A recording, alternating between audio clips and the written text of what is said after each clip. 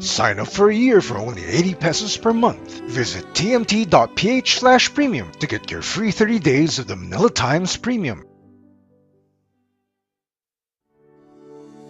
The Philippines is divided into islands. It's innate for us to stay connected and essential for us to have a safe, reliable, and efficient inter-island transportation. At To Go, we are on a daily mission to transport our passengers safely and to ensure an unhampered flow of goods. We are here in the service of the Filipino people. To Go is a subsidiary of SM Investments Corporation, one of the largest conglomerates in the country. It offers multimodal transportation, warehousing, and inventory management, distribution, special containers, and project logistics, as well as e-commerce logistics, including last-mile deliveries and express courier deliveries. To Go also provides sea travel and a wide range of peripheral logistics such as freight forwarding, import and export processing, and customs brokerage. Backed by 148 years of expertise in transportation and logistics, To Go has made a mark for providing the best travel experiences, efficient movement of products and cargoes, and for catalyzing business growth in domestic and international markets. Go To Go!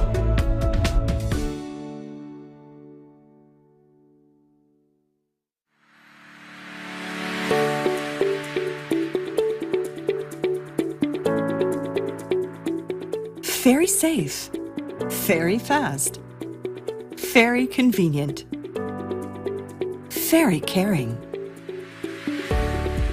At FastCat, there's nothing like a care-centric service. The foundation of what we do lies in providing care in every aspect, in every detail, and in every way. As we bridge the Philippine Islands, we strengthen our transportation services to accommodate both the riding public and rolling cargo customers. Setting our sights beyond the port, we aim to connect the Philippine Islands in the most seamless and simplest method, therefore efficiently carrying passengers and goods throughout the archipelago. This is possible with the support of our partners, Jam Liner and Filtranco. We continuously modernize our vessels and systems to be a game changer in the industry. Through modernization, we're changing local lives and promote tourism and regional economic growth. Behind everything we do, care is what drives us. It is our main motivation to always serve at our best. Therefore, you can entrust your valuable cargo with us, and most especially, your lives. Behind every satisfied passenger is a caring crew. From our captains to our entire staff, expect smiling faces and helping hands to approach you with genuine care. Our crew is just one call away. They are trained to uphold the value of reliability, responsiveness, and relatability when it comes to service. Our crew will always look over you with a personalized kind of assistance, because at FastCat, we very care. Behind each and every safe travel are exceptional personnel who navigate with care and expertise. With the finest of trainings available, our navigation team is knowledgeable with globally aligned safety and maritime service standards and trends. Apart from the training sessions, our captain and crew also undergo periodic exams to ensure continuous learning. Every steer of the wheel is guided by the need to convey trust and confidence through care and competency. Behind all the modern facilities are internationally classed certifications. As an industry game changer, FastCat strictly complies with local and international standards for safety, design, service, and environmental protection. We aim to always strive for betterment, to be on top of what we do, and to continue what we have always been doing, providing a caring service. Behind all the success and future grand endeavors, we remain true to our core. We put our minds and hearts to work. We stick to the founding idea of our commitment, to care for the Filipino riding public and the environment, and continuously aid in regional development. FastCat, the care that carries you.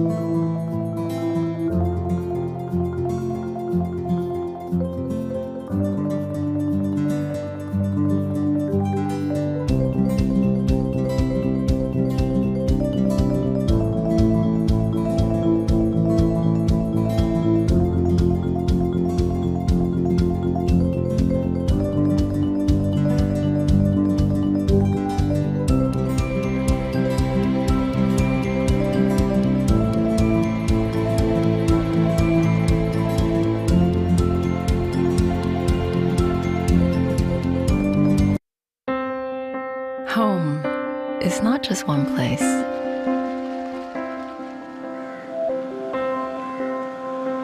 But a collection of memories in many places. It's where you start the day with a smile. Where serious business gets done. And where traditions blend with conversations. It's where you don't just remember the city, but also the moments. And not just the adventure, but also the connection. It's where you share laughter. And where you share joy. Where seasons change, but not a moment is wasted. It's where your friends are, and new experiences await. And where no request is too small. Happy birthday! Because it's where we live. And the Ascot lifestyle we have come to love. Ascot is where we want to be.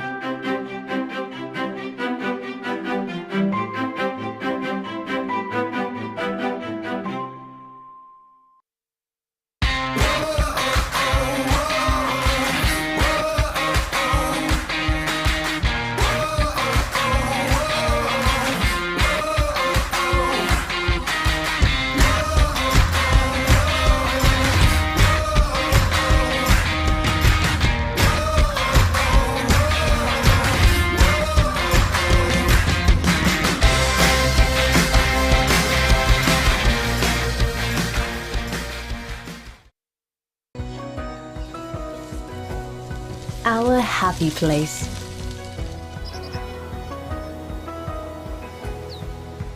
Celebrating our shared moments today.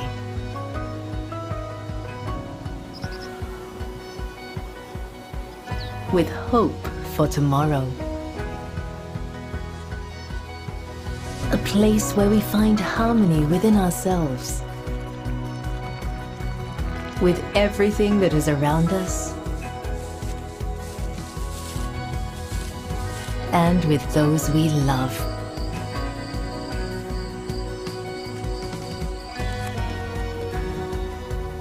Being in harmony is second nature.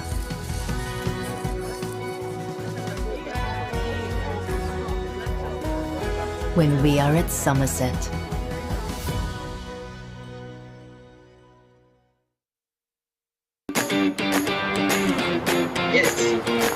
Compared to the division of this is your room that are completely auto. Thank you so much. I'm Diosdado.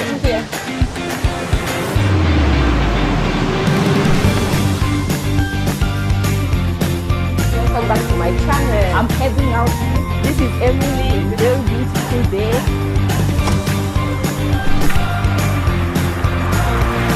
Citadines Macapagal.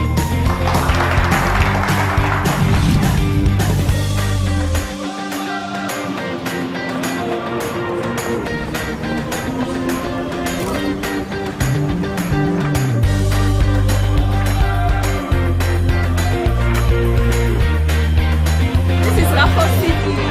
This is home we are going to make paradise now.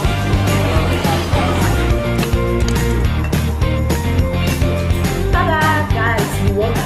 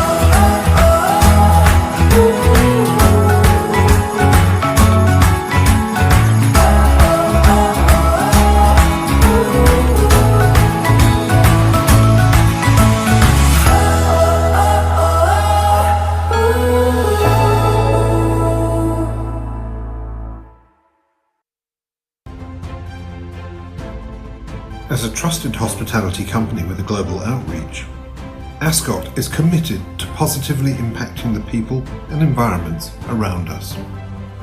We seek to deliver on this promise through our sustainability program, Ascot Cares, to meaningfully impact communities in places where we operate.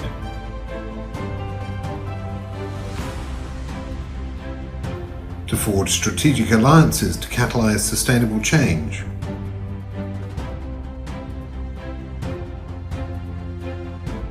To accord everyone respect by practicing diversity, equity, and inclusion. To grow and operate sustainably with a keen consideration for the environment.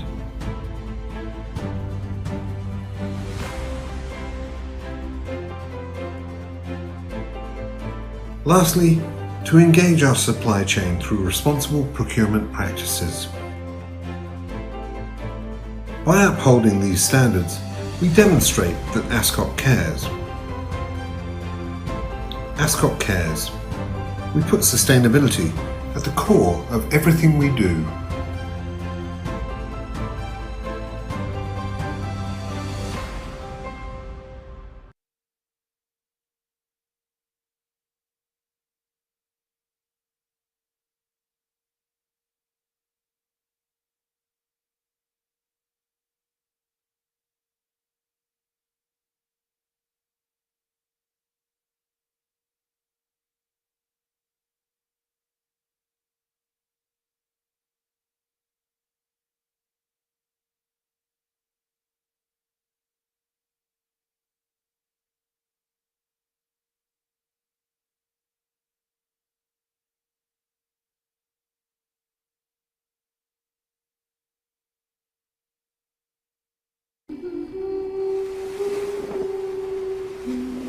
Mula sa simpleng hangarin ng pag-unlad, walang hindi kaya basta't may pangarap.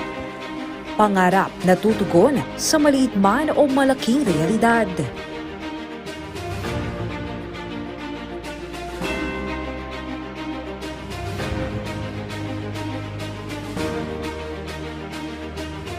Malayo-layo na rin ang ating narating sa larangan ng pakikipag-ugnayan at komersyo.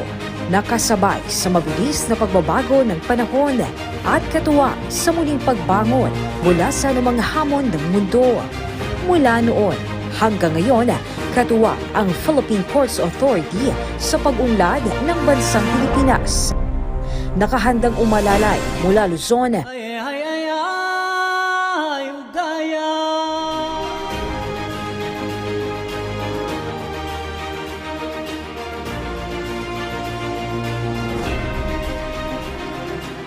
Visayas,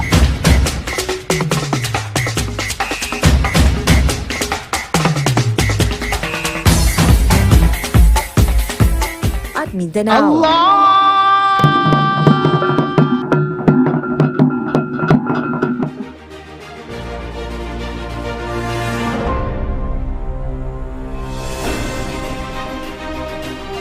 Matalinong nagpapatupad ng mga regulasyon upang siguraduhin maayos ang mga pantalan na para sa bayan.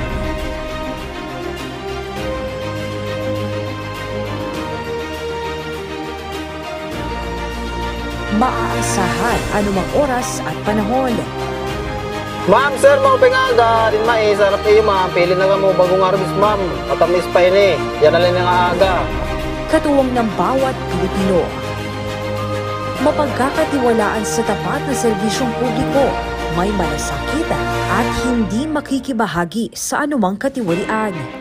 Walang lapis, walang kulang. Makadiyos, makakalikasan at makabansa. Maglilingkod ng patas nang walang pinipili kahit sino. Patuloy na mangangalaga at magbabantay sa sambayan ng Pilipino ng may puso at dedikasyon sa trabaho. Ito ang Philippine Ports Authority. Kasama mo sa pagbangon at sa pagunlad sa pag-asang abot tanaw. Dahil sa progresibong pantalan, aasenso ang bayan.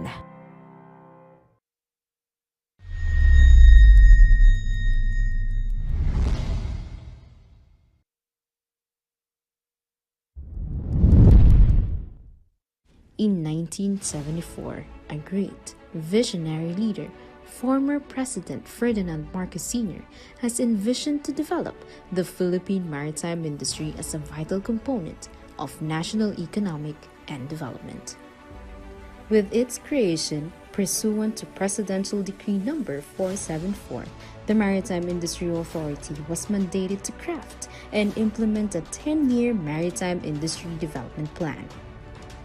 The MIDP envisions a strong and reliable Philippine merchant fleet that addresses the sea transport requirements of the archipelago in support of the national development agenda. The MIDP also aims to ensure access of passengers and shippers to safe, secure, economical, environment-friendly, and sustainable sea transport. This is consistent with the principle of leaving no one behind, the very core of the United Nations Sustainable Development Goals and the Philippines' ambition of isang matatag, maginhawa, at panatag na buhay para sa lahat in the Philippine Development Plan 2023 to 2028. The MIDP targets to develop and expand the Philippine merchant fleet, as well as a future-ready maritime human capital. With 3 core outcomes, the MIDP aspires the increased access to a reliable, efficient, and integrated sea transport system for passengers and shippers, the increased capacity and production in shipbuilding and ship repair industry, and the increased employability, upskilled, reskilled, maritime workforce and new jobs created. To realize this, 10 MIDP programs were initially identified. These MIDP programs were realigned, restructured, and categorized into 4 core programs.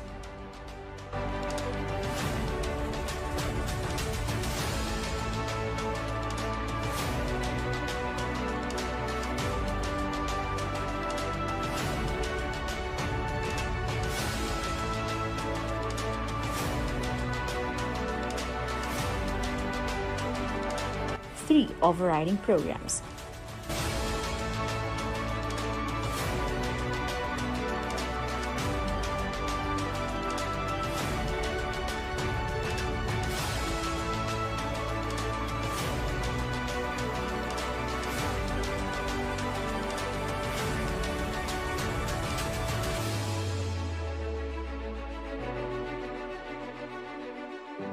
And 1 enabling program.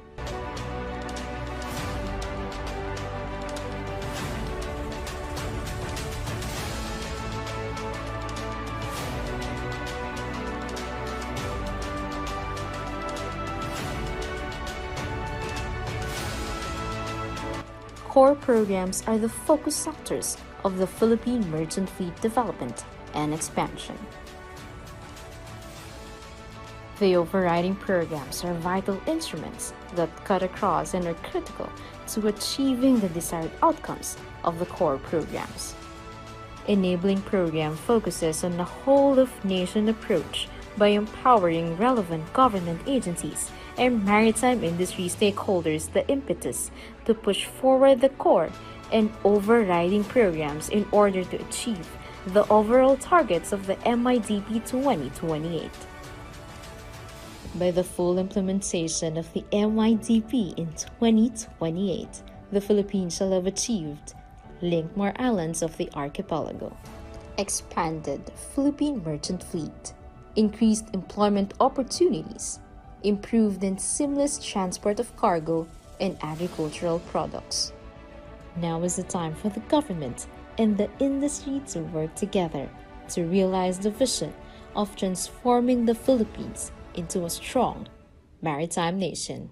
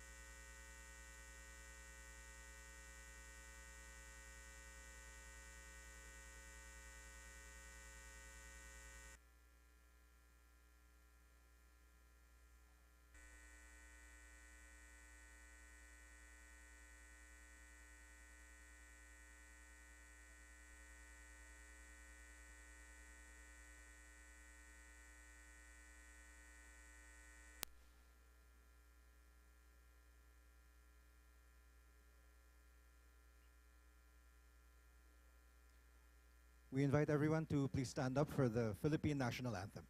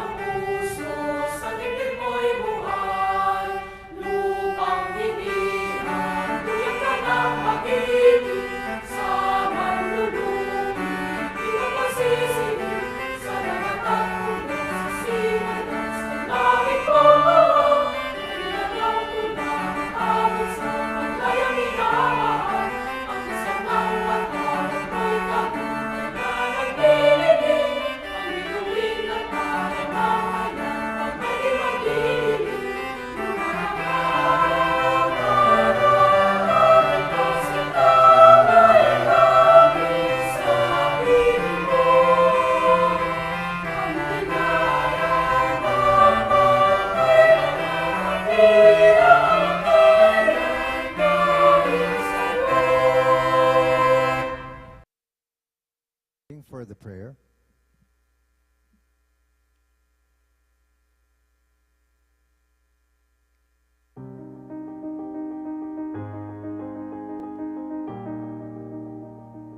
In the name of the Father, of the Son, and of the Holy Spirit. Amen. Dear Father, we thank you for everyone gathered here now.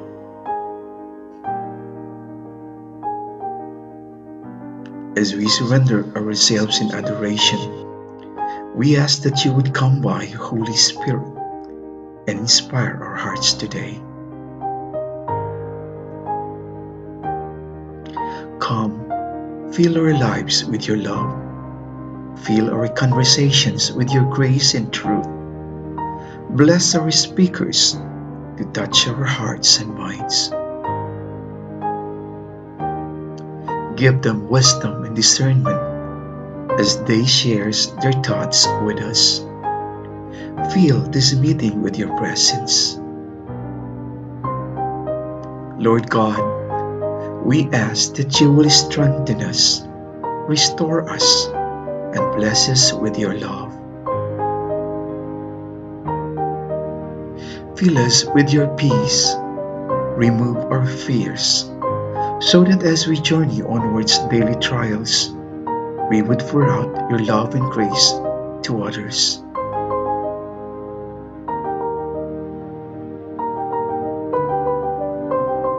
Heal our land, O Lord. All of this we ask and pray in Jesus' name. Amen. Please take your seats. Our program begins. Good day, everyone. A snappy salute to all of you. Thank you for joining us on the Manila Times Maritime Forum 2023. My name is Dafort Villaseran, the Manila Times editor, and I am your host for today's face-to-face event titled Port Digitalization and Modernization, Fueling Our Way to Become an Asian Maritime Hub. Also joining me later on to moderate the fireside chat or question and answer portion of our program is TMT Maritime columnist, some of you might know, Yashika Torib. In the meantime, allow me to introduce the gentleman who will be giving the welcoming remarks. In 2020, he was elected chairman of the National Book Development Board. Among his many accolades, he was recently given the 2022 Best Media Outlet Chairman and CEO Award by the United Kingdom-based CEO Monthly online magazine. In December of that year, he was recognized as the most empowered executive in journalism at the inaugural edition of the Gawad Dangal Philippine Awards Philippines Men and Women of Integrity and Honor. And just this month, he has been named as acting member of the Board of Directors of the Clark International Airport Corporation, which is under the Department of Tourism. On the SMNI News channel, he hosts a regular talk show on business and politics where he interviews key players in the public and private sectors. Ladies and gentlemen, it is my honor to present to you our Chairman and Chief Executive Officer, Dante Francis Clink Ang II.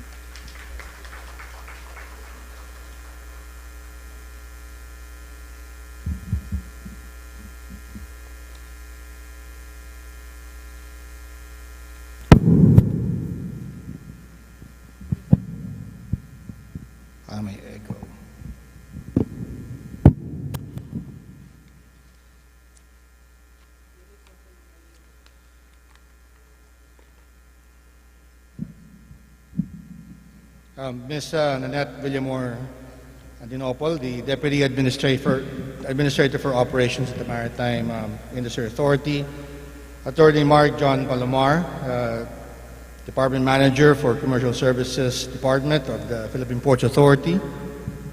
It's a little bit too far away. Ms. Mary Ann Pastrana of the Archipelago Philippine Ferries Corporation. Of course, our very own Attorney Brenda Pimentel, our columnist and IMO consultant, distinguished guests, ladies and gentlemen, welcome to the Manila Times Forum. Our objective this morning is to help bring more national attention to the maritime sector. That is partly why the Manila Times is perhaps the last remaining national daily newspaper, is also publishing a weekly section devoted to the maritime sector. We are, of course, a nation of islands. There's water around us.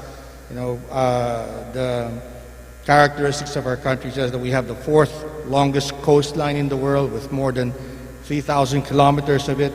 70% of our something like 1,500 municipalities live in coastal areas, so that is home to millions of Filipinos.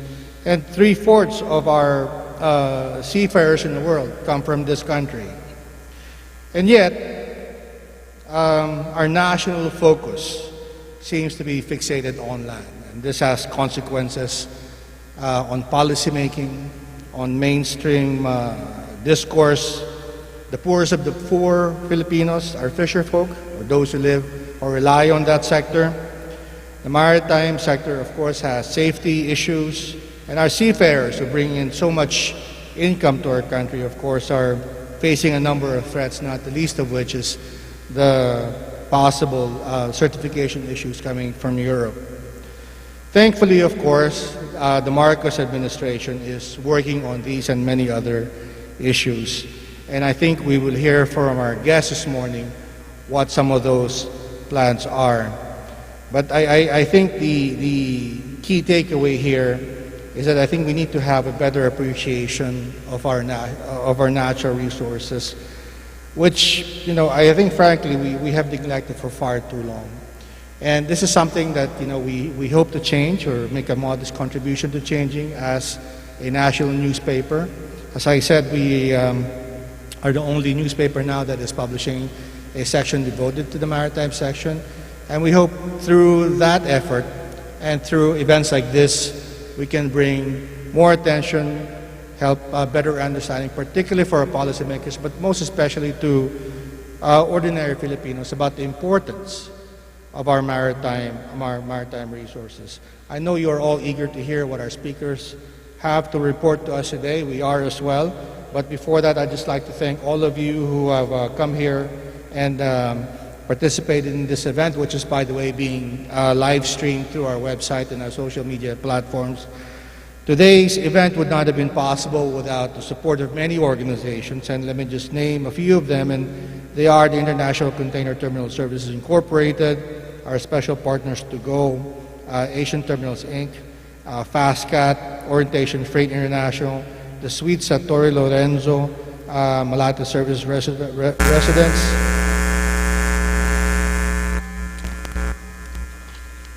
also, I'd like to thank our patron sponsors, I-55 Talent House Corp, the Revlon Professionals, SmartPay, Smart Tech Solutions, Philippine Incorporated, and of course, our media partner, the Manila Times TV, and our many, many business chambers. And thank you again, everyone, for making time today, those watching this event in person and those following us on the live stream. Thank you very much, and I look forward to a productive day. Thank you. Sir, thank you for warmly welcoming our guests. We can now proceed to our first keynote speaker. Our first speaker is here to represent Philippine Ports Authority, or PPA General Manager, Jay Daniel Santiago. He has an extensive training in digital leadership, ports associations, continuing legal education, public sector, human resource management, to name a few. Ladies and gentlemen, the Manila Times is pleased to present Philippine Ports Authority, or PPA Commercial Services Department Manager, Mark John Palomar.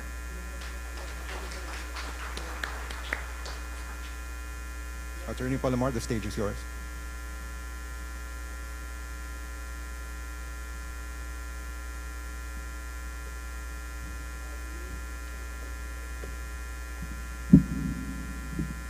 Hello, good morning. I've been asked to discuss with you the Port Digitalization and Modernization program of the Philippine Ports Authority for fueling our way to become an Asian maritime hub.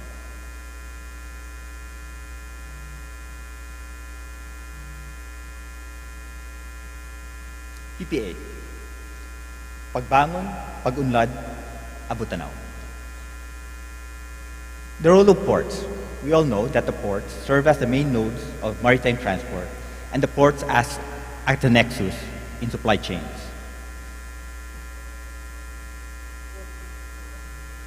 From 1993 to 1997, the Philippines was part of the top 20 busiest ports in the world. However, after that, our ranking, well, we dropped off the top 20 list. However, moving forward, we hope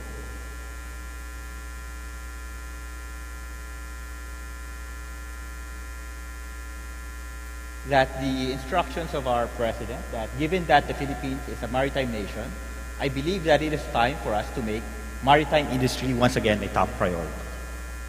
Now, as part of our initiatives for a sustainable pandemic recovery, we have full digitalization, cooperation enhancement, transparency and open competition on the key actors of the logistics sector, building resilient port infrastructure, enhancement of river and multimodal transport, strengthening environmental sustainability and port decarbonization, and a business continuity plan.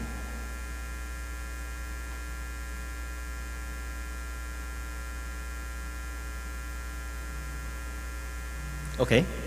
As part of the initiatives of the Philippine Ports Authority, we are identifying and developing existing and key PPA assets into regional hubs capable of handling international vessels to promote the lowering of cost of raw materials and consumption goods coming in to underserved markets, providing direct global access to the local agricultural industry, and to update the privatization framework to encourage private investment, and as well as digitalization.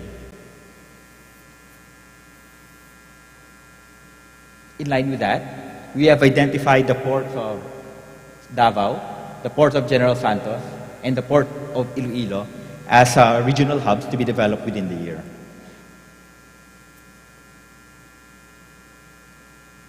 So each port will have an infrastructure requirement. This is in line with the private sector and public sector cooperation. These ports will be bidded out under our PTRMF policy, wherein the operator will have an infrastructure requirement for the improvement of the port. So in the Port of Davao, this has already been bidded out. The Port of General Santos, and the Port of Iloilo.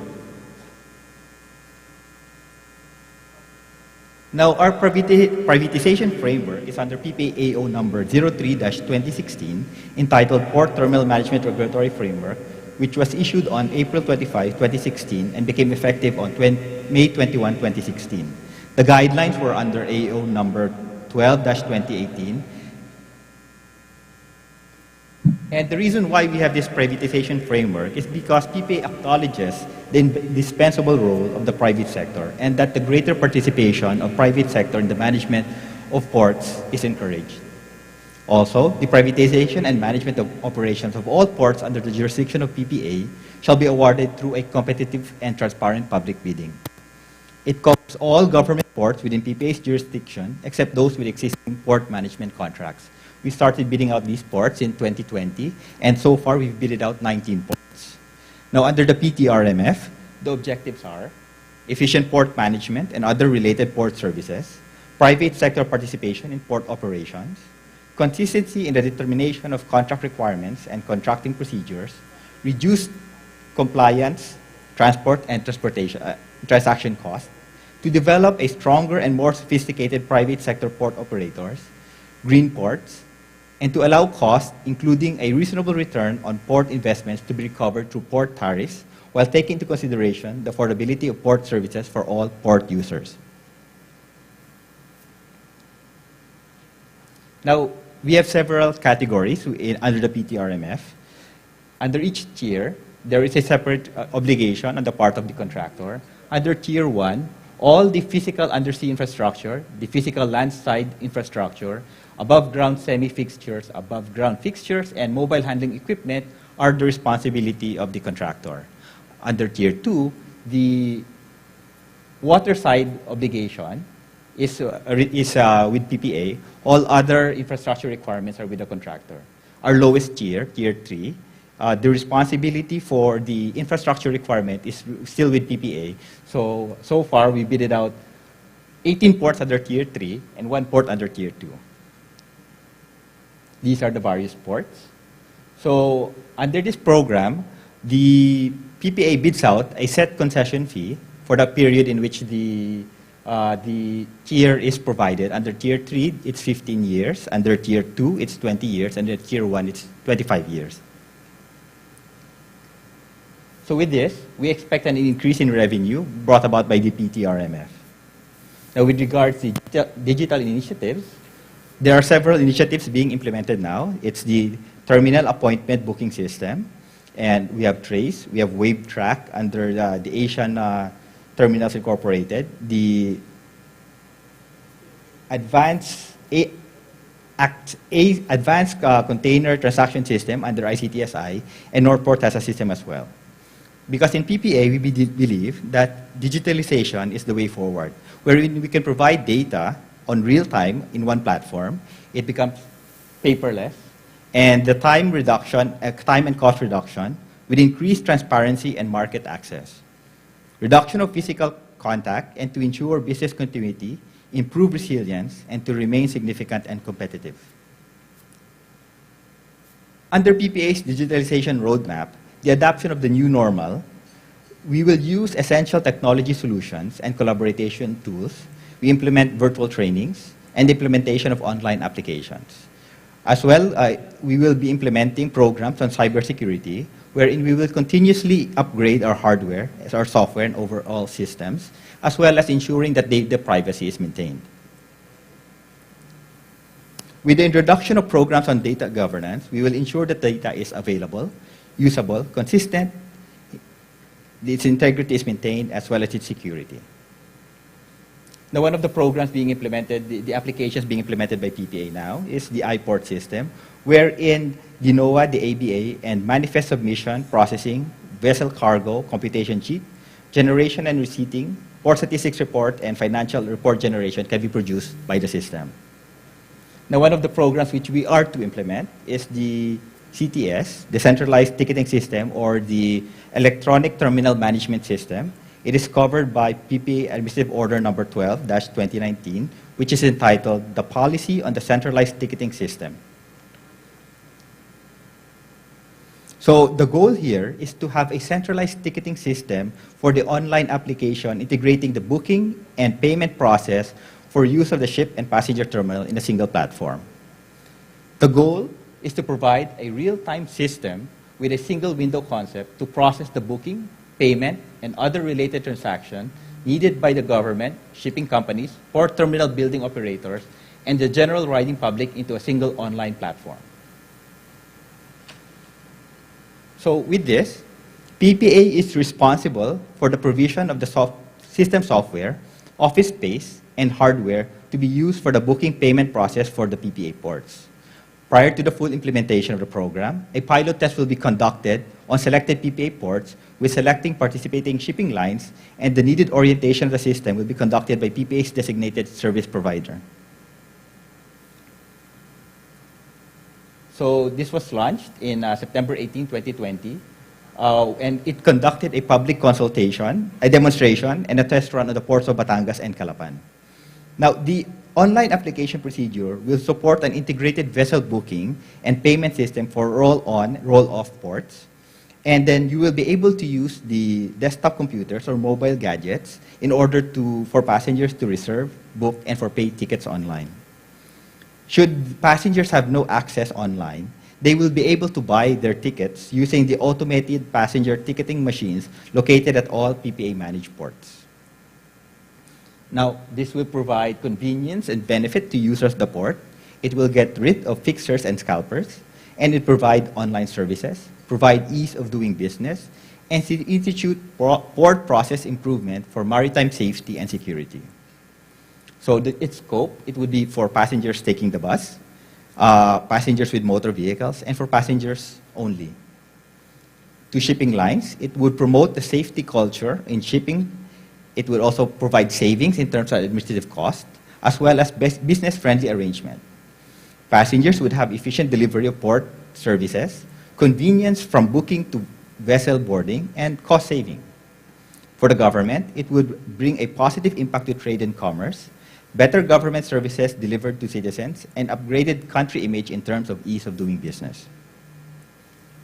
In our existing process, so the passengers would be buying the bus ticket, and with the bus ticket, they would be able to get their boat ticket.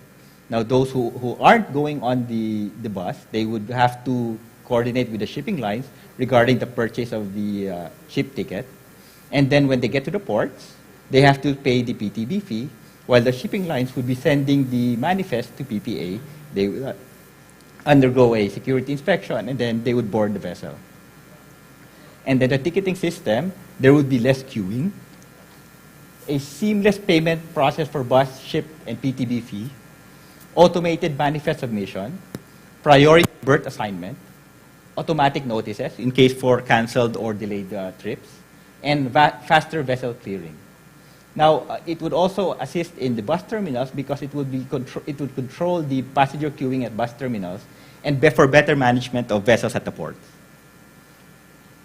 Now, with regards when they get to the port premises, they can directly queue to the PTB. They would have a QR code which would be scanned, and it would determine whether or not they have a present ticket. Okay, so on the timeline regarding the electronic ticketing management system, it was bidded out, and currently we are waiting for the project kickoff. MICT, on the other hand, has a ICTSI mobile app wherein you can process the e-gate pass, online banking, advanced deposit receipt, EORs, EWTs, e-invoicing, PPA online wharfage exemption, etc.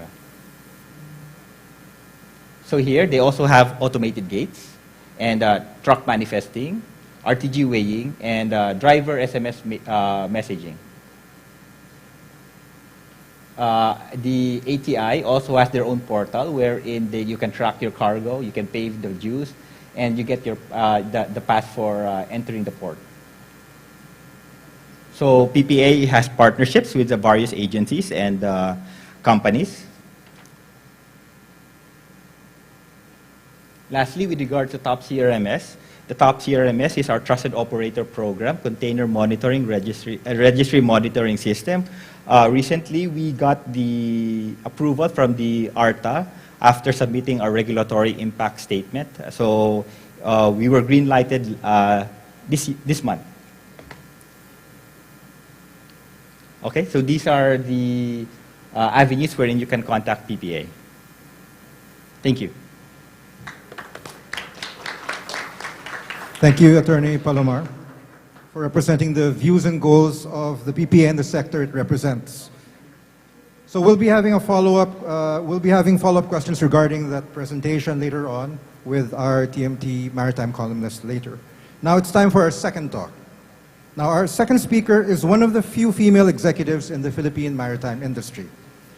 She is the chairman of the corporation that owns and operates the FastCat fleet, and she is the president of this corporation's sister training institute that was founded to further upgrade the skills of Filipino seafarers. She holds a postgraduate diploma in executive maritime management from the World Maritime University and a master's in maritime education and training from the Philippine Merchant Academy of the Philippines. She is the executive vice president of CAP Industries Incorporated, a bulk material trader, and she also leads By the Sea Hotels, I Want Clean Incorporated, and Victoria Nature Park. Ladies and gentlemen, it's my privilege to introduce Archipelago Philippine Ferries Corporation Chairman, Mary Ann Pastrana. The stage is now yours, Chairman Pastrana.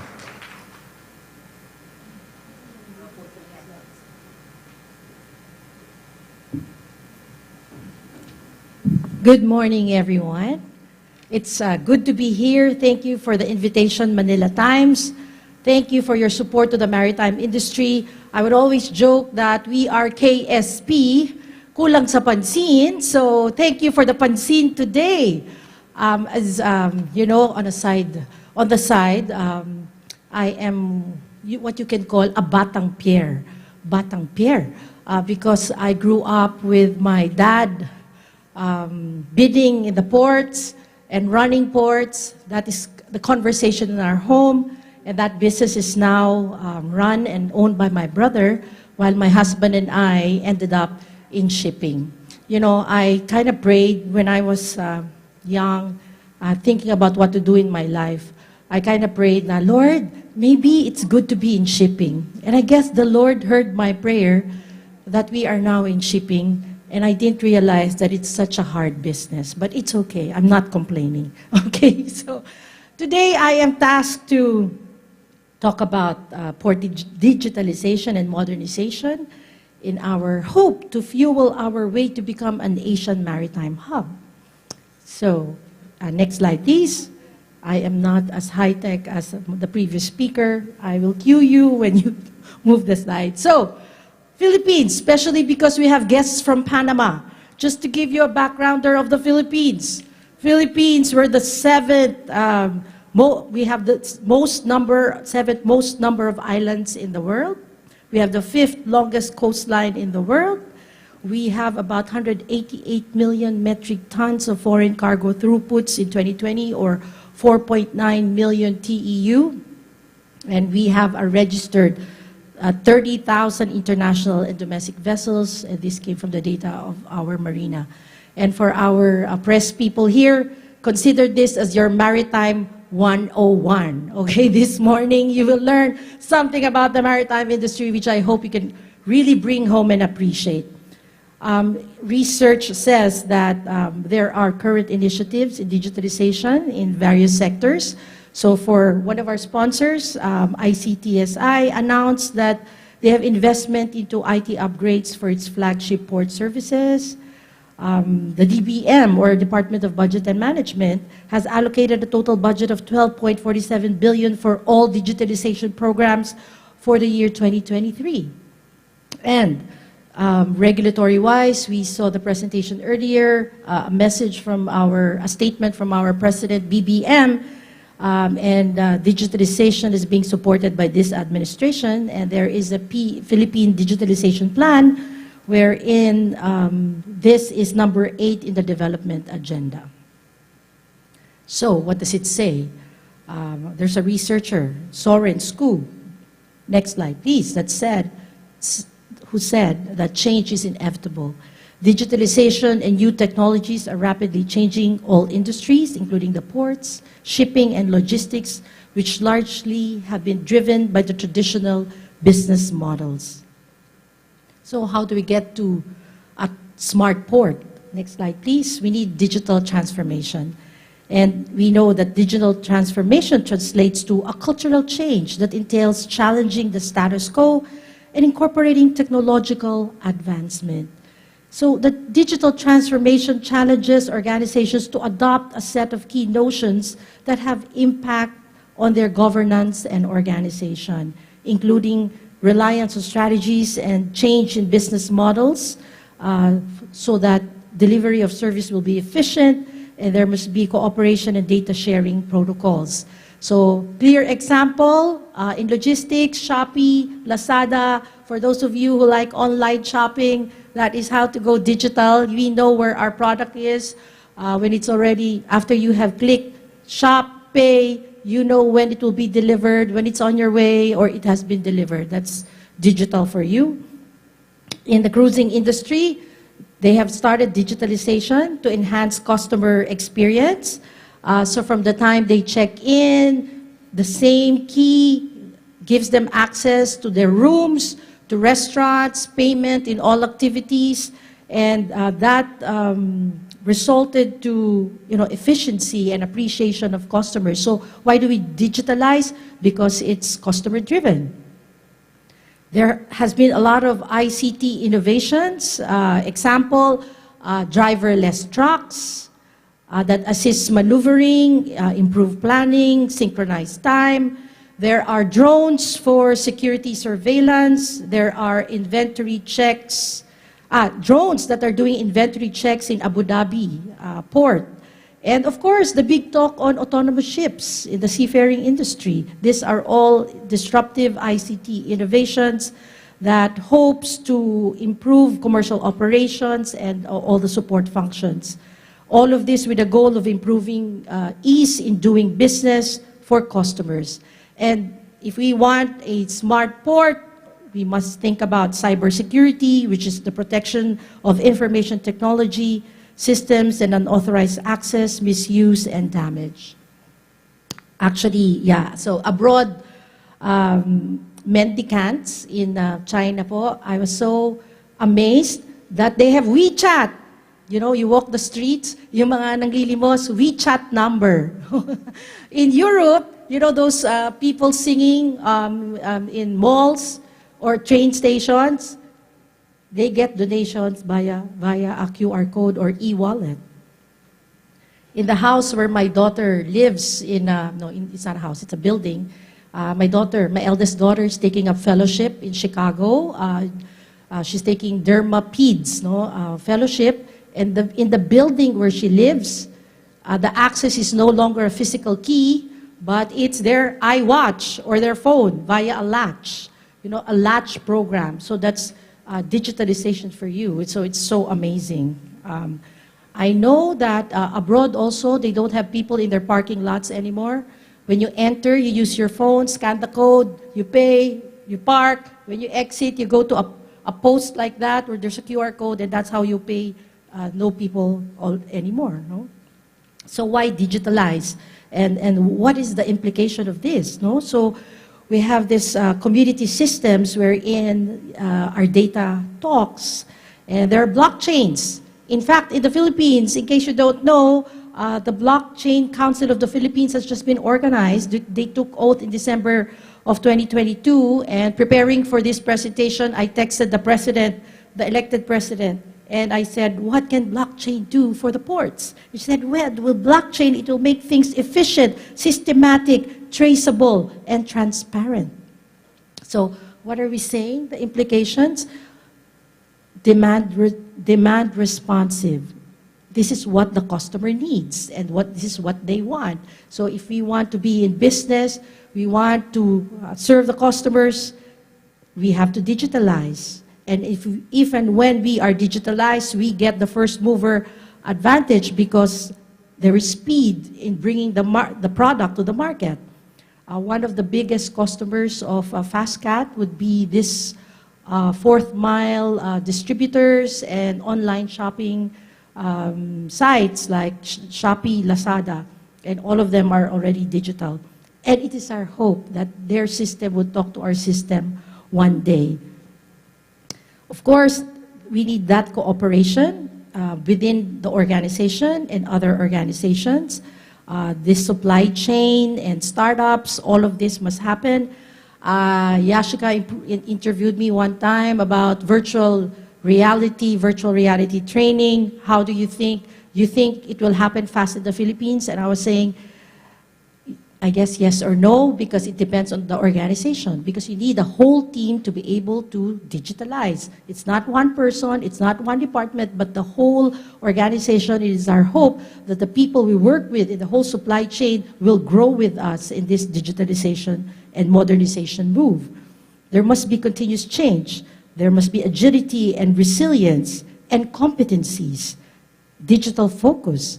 So, in finding IT people, there's a challenge because they're being pirated outside, I was told. They go to Singapore, they go elsewhere, and we're left with not a lot. So if I am a school owner, if I am CHED, I'll probably think about really pouring in money in building capacity in digitalization to support this growth.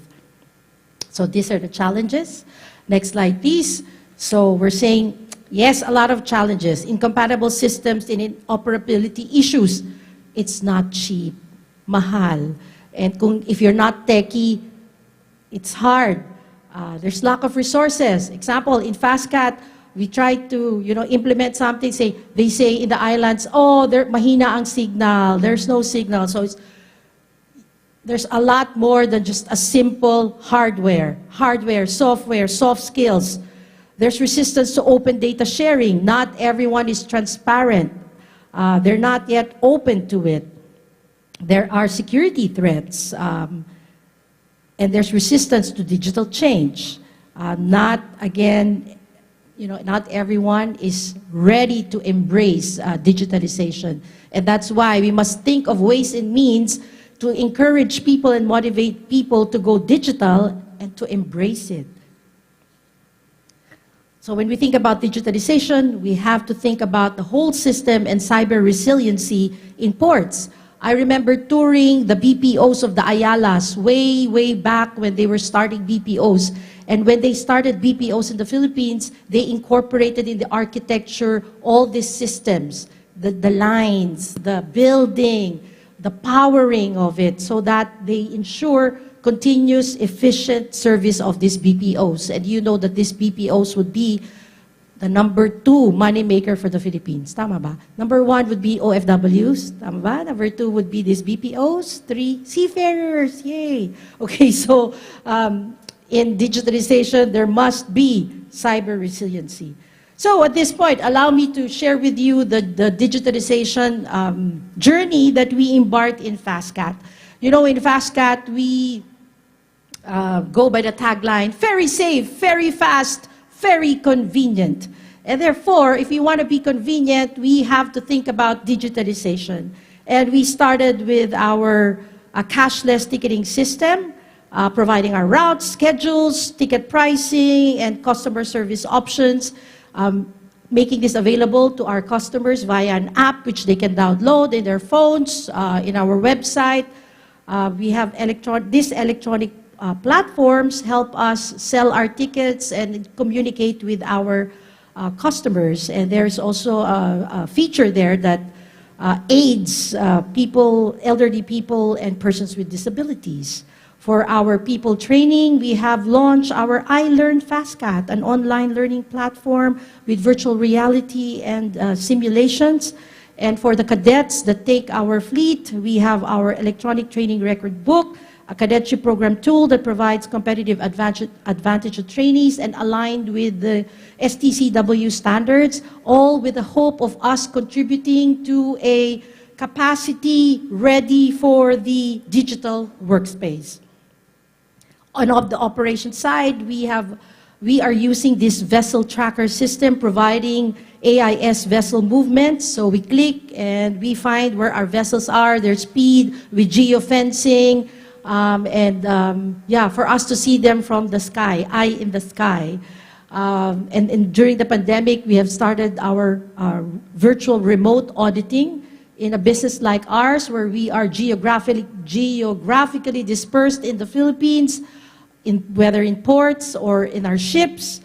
We have to do audits with many different layers of management, and we have adopted the virtual remote auditing. And in our human resources, we have also digitalized using the HRIS, or the Human Resource Management System.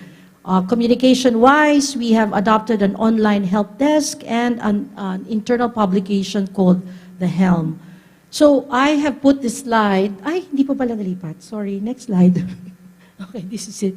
I have designed this slide into buckets, just so you have an understanding that you can do it in buckets, one at a time, because it's not easy. It's not overnight you're digital, but you can go one department at a time. It's not easy, it's not cheap, but it is doable. I guess that's the message of my slide. And looking at this, because we had just finished a research, a 3.5-year research called Safe Mode, wherein FastCat was a part of the consortium along with researchers of the world, EU-funded research. And in the Safe Mode cycle, cyclical learning on safety learning culture, nabilog, I should have done that slide. It says there, it starts with data capture on the incidents, investigation, safety learning, deep learning, and then incorporate it in your operations and maintenance, and the cycle goes on, the cycle goes on. And why am I saying that? It's the same here. When you have data, then you learn from it. Diba? There is such a saying now that data is the new gold. We have to have data. We have to be able to use the data and not just let it pass and not learn anything from it. In fact, so we are incorporating safe mode in our business, and we have invited groups like PPA, Marina, PNP Maritime Group, Philippine Coast Guard, and sharing what safe mode is all about, and that is our advocacy. We are sharing that so that we have a safer world. And again, one of the pillars of safe mode is data analysis, data investigation.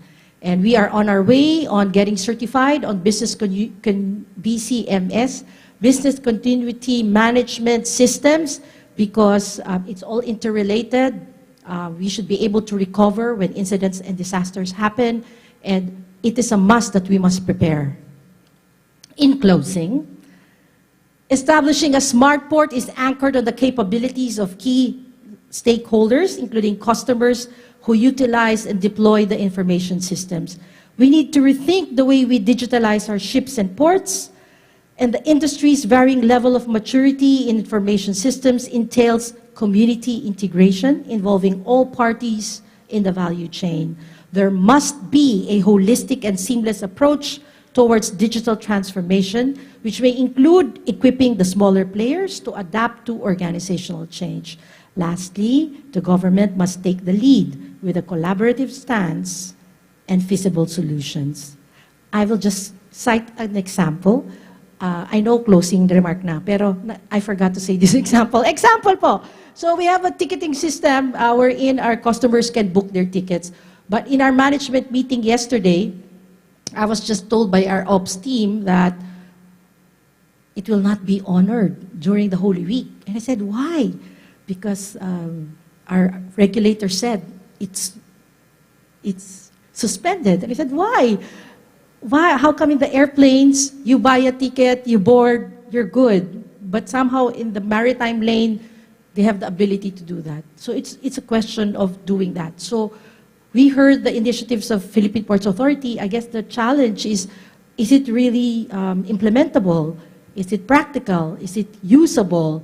Is it appreciated? That's why we said a collaborative stance. We must act together as a country, as a people, Filipinos, setting aside personal differences, setting aside political colors, but all coming together for a better, stronger Philippine global maritime industry. Thank you. Thank you, Chairman Pastrana, for that engaging and data-filled presentation. May we ask Attorney Palomar to please join us again on stage for the fireside chat. And of course, we will be joined by our TMT Maritime columnist for the fireside chat. Yes, please welcome. So our fireside chat moderator is a maritime journalist covering the shipping and manning industries for the past 16 years. She was a graduate of the Manila Times School of Journalism batch 2007 and is a daughter of a ship captain. She now writes for the Manila Times section, FAS Maritime, and Seafarers Maritime Media. She has also been an officer with the Philippine Coast Guard Auxiliary for the past 12 years with the rank of captain. So Yash, the floor is yours.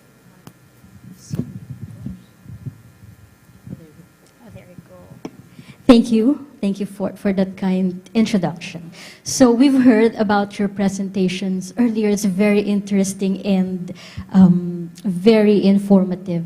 And we have gathered questions from our audience and our online viewers. And the first will be addressed to you, Attorney Palomar, sir. So this came from a frequent domestic traveler.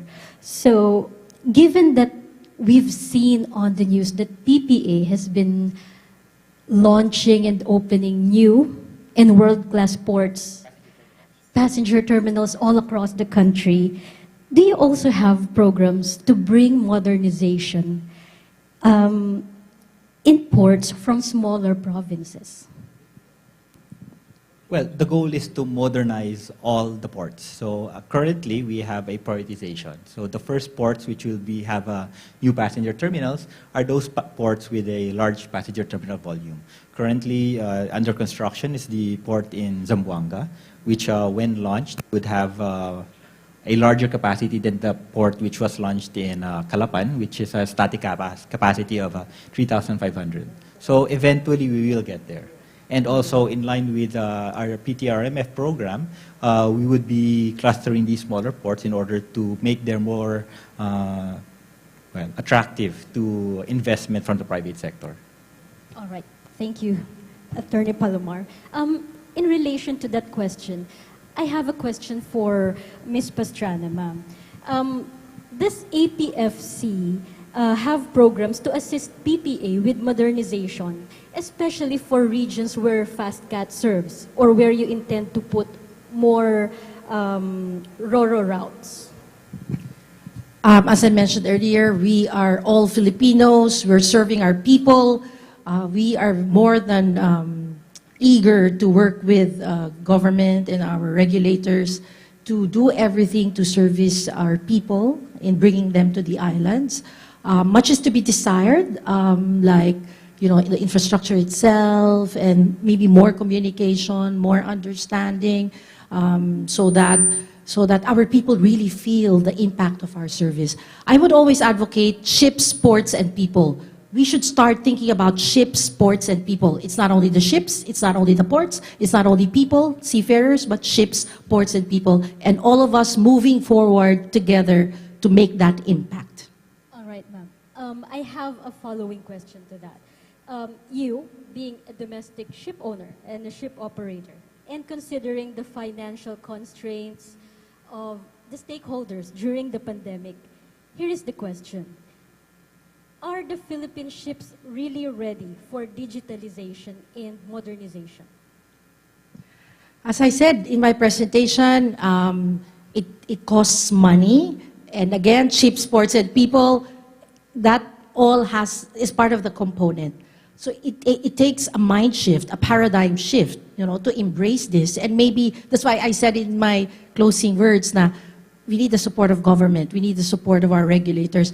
Not financially, but just not making things hard for us. Just open up that communication and let's work together to make this happen. There's such a word as red tape, bureaucracy. If we just put that aside, we're not asking for money, we're not asking for subsidies anymore.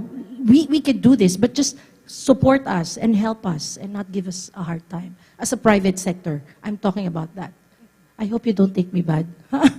Sorry, baka papulis niyo ako. So, not easy but doable, right? Not easy but doable. Yes. It takes a decision, a mind shift, a paradigm shift to make it happen. All right, thank you for that. Now we have a question from our audience.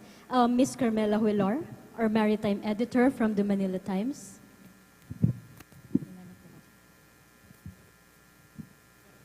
For PPA, forgive me for the question. Sa CTMS po, sir, how would you segregate the government regulatory money from that of the shipping line operators?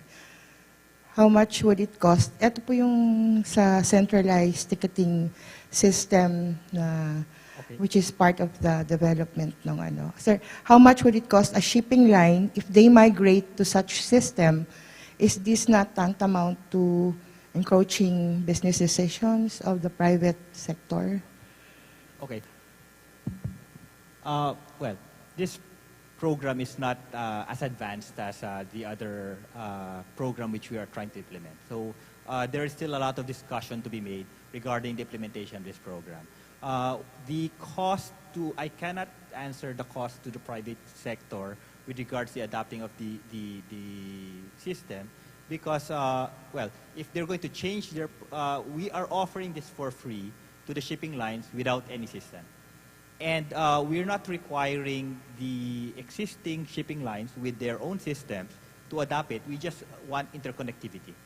So we're also reviewing the policy with regards to ease of doing business. So as this progresses, we will be able to be more responsive regarding how we are to implement the program without affecting what is currently being done, and the program would be a benefit rather than a hindrance.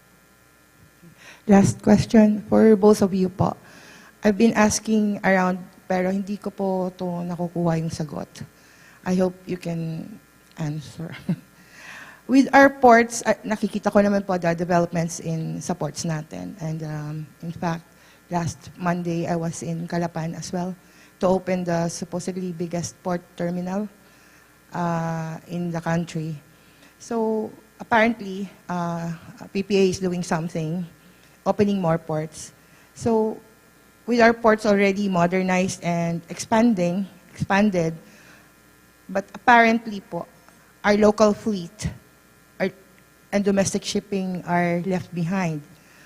How do we intend to keep them at par with the developments, if anyone can answer? Ay, dapat pala inantay ko si Marina. Mamaya, ma'am, sagutin niyo na lang.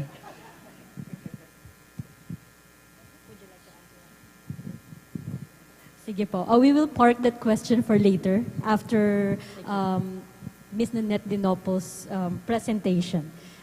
We also have another question from the audience. We have here Ms. Cristina Garcia, the President of Blue Ocean Marine and Offshore Solutions, ma'am. And she's also the President of ALMA, the Association of Licensed Manning Agencies. Yes, thank you very much, Yashika. Either of the two speakers can reply to my questions. Yashika already mentioned that I'm from the Manning Agency. So I'm very happy to hear from Anne that the three important factors in all this would be the ships, ports, and the seafarers, the people. So meaning the seafarers should always be part and parcel of all these discussions. We've been hearing a lot about Philippines being the maritime hub of Asia. We've been talking about crew change hub in Asia, Philippines being the crew change hub in Asia. But we've been hearing a lot of feedbacks from our principals, meaning the ship owners and the ship managers, saying that we have a very complicated crew change process here in the Philippines. Now, I have already communicated with our Assistant Secretary for Maritime in DOTR, and I have mentioned that the CIQ clearance, the customs, immigration, and quarantine clearance of the vessel should be streamlined. Other countries have already implemented digital clearances. Like in Singapore, no government CIQ official will board the vessel. Everything is done tabletop. So this will, if we implement that here in the Philippines, then that would be very efficient for us, very cost-effective for the ship owners and managers. And I really hope that this will be considered by the government. From the perspective of manning agencies, before we can process the embarkation and disembarkation of our seafarers, we have to go to immigration with a bunch of paper like this. It will take us several hours to get, or maybe more than 24 hours to process papers. Another set of requirements will be required from us by the immigration. So with that, I really hope that the digitalization will not only be for port operation, but also for vessel clearances, where PPA is also regulating most of the ports here in the Philippines. Number two, just an input. Anne talked about cashless ticketing. I just want to share my experience in Norway. When I was there, The payment system, you don't need to do anything even by phone. Their system is like RFID. You just park the car there, regardless of the number of passengers inside the car, then it will automatically be deducted. So, the system is quite good because you won't have people roaming around the ports, queuing on ticket stalls. So maybe that's also one consideration that you can think about. So thank you very much. Thank you, Ms. Christina. Sir, do you have some comments about Ms. Christina's share? Well, all aspects of port operations will hopefully be digitalized. So as part of the, as mentioned, also ship clearances. So we have created a digitalization roadmap committee wherein we're reviewing all our current processes. We're reviewing what systems are already in place. We're reviewing if these systems are still effective. And then we're reviewing where are the gaps. So hopefully we will be able to create the roadmap and implement it within the next few years. Thank you, Attorney. Ma'am, do you have additional comments? Yeah, I guess in everything, we have to think of the user. Kailangan user-friendly, no? In all our processes, we think about what is efficient, what is user-friendly for people to do this and to embrace it. And again, on the infrastructure, we have to be able to promote, sources, because a lot of people would want to do it, but they don't know where to start, how to start, where to buy the hardware, etc. So it takes a lot, like maybe the ICT or ICT industries to also promote it and make it happen. Okay, thank you, ma'am. We hope that addresses your inquiries, Ms. Christina. Thank you so much. So now I will try to shift gears here. My question will be addressed to Attorney Palomar. You mentioned in your presentation earlier the top CRMS. That's the Trusted Operator Program, Container Registry and Monitoring. PPA has been trying to introduce this for the past years. And earlier you said this has already received green light this month. However, forgive me for this, some logistics groups are opposing this. So what are the efforts of PPA to address their concerns and encourage our stakeholders to be more receptive of top CRMS? How much time do I have to answer? Okay, the Trusted Operator Program, Container Registry Monitoring System. It's a, well, for the information of everyone here, it's a system which PPA is trying to implement where it seeks to solve two issues. The first issue is regards the container deposits. Container deposits are being charged by shipping lines for every imported container coming out in order to insure against loss or damage.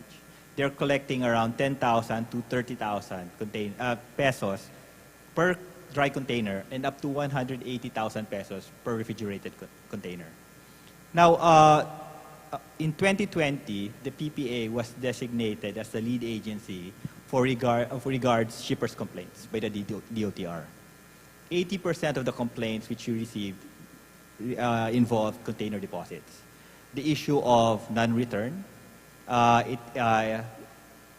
conservatively, 6 months is the quickest time wherein the container deposit is returned. And for some, it takes years.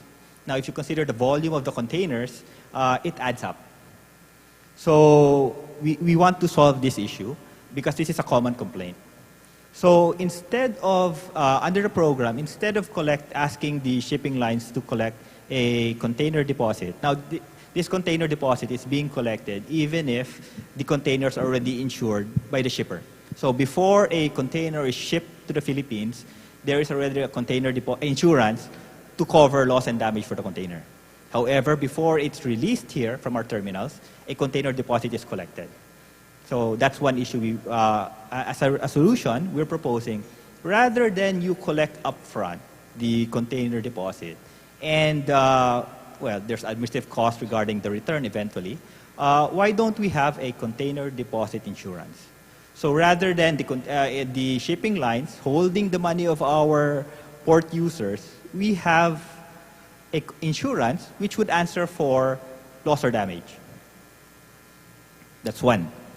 The second thing which PPA wants to solve with regards, under the top CRMS program, is with regards empty container returns.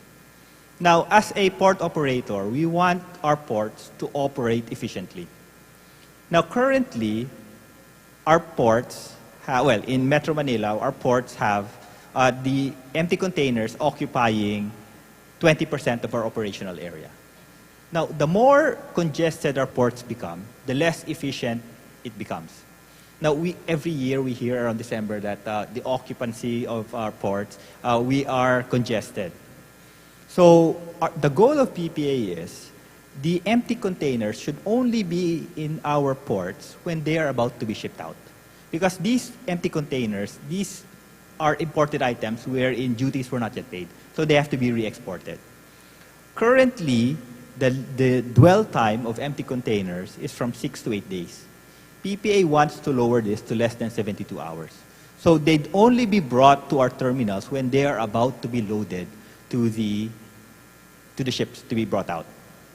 Now, also, with regards to empty container returns, we will be having off-site container yard staging facilities for the empty containers. It would also solve another problem because our port users have been complaining that when they take out a laden container, they have to return it to the shipping lines within 72 hours. If they can't return it within 72 hours, they'd be charged a detention fee. Now, when a container is brought out of the port, they're already notified where they are supposed to return that empty container. And just before they return it, so they bring it to their client, it's unloaded. When they're ready to return it, they notify the shipping line, and then they say, we're ready to return, and then they're given, it's called a pre-advice, and they pay a fee for that. Unfortunately, what happens is, when they get to that container yard, the container yard isn't able to accept the empty container because it's full. This is notwithstanding the various notices and the documentation stating that they should return it to that container yard. Hence, the truckers wait. They wait for space. So they line up. And most of our container yards are around the port area, and we know how congested the port area is. So we have empty containers here lined up, waiting. There are people manning the trucks. The trucks are on, running, so it occupies gas. It occupies space. So, notwithstanding the fact that they are unable to that the reason why they are not able to return it is because the designated container yard is full.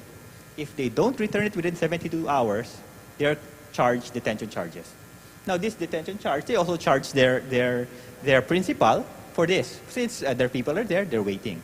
So, under the top CRMS program, we will be having accredited container yards.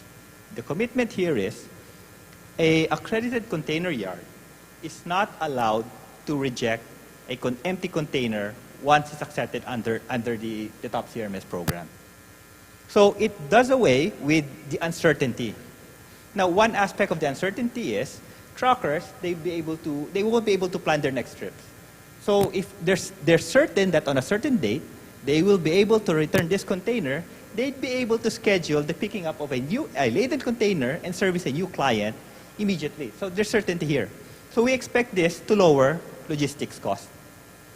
So because we'd be able to ensure they'd be able to return the container, so their personnel waiting to return the container, they would be productive since they'd be servicing a new client, they'd be able to do more trips, and indirectly, it would lower the trucking cost, which is a logistics cost, which is unregulated at the moment. So market forces would force logistics costs to go down.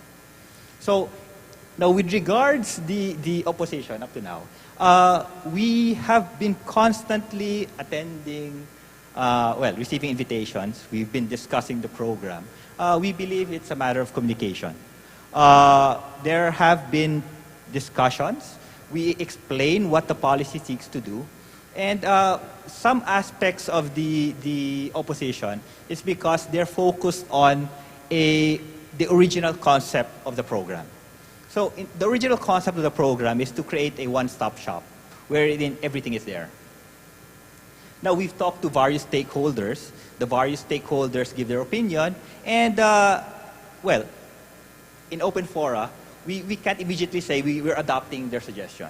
So when we go back, we discuss, a lot of changes have happened on the program, which the people opposing the program are still fixated on. So they're complaining about aspects which have already been revised.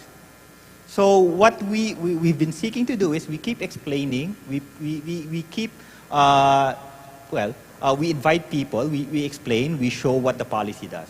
So previously, the concept was there would be a device installed on each container. The comment was it would cause traffic, there's a delay, etc. We took a step back and we said, what is the goal of the program? What data do we actually need? So we overhauled that aspect. So also with regards the monitoring aspect, truckers were complaining, if you do it real time, more people will know where the truck is. It might be hijacked. So once again, we stepped back. We took a look, what do we need? Our need is to find out where that container was. We don't really need to know where is it at any given moment. We just need to know where it was unloaded because we're insuring it. So we can tell the insurer, this wasn't returned based on our data, this is the location. So basically, this program is something, the opposition, the logistics companies, it's more on explaining why this would benefit the port users in general. So that's it.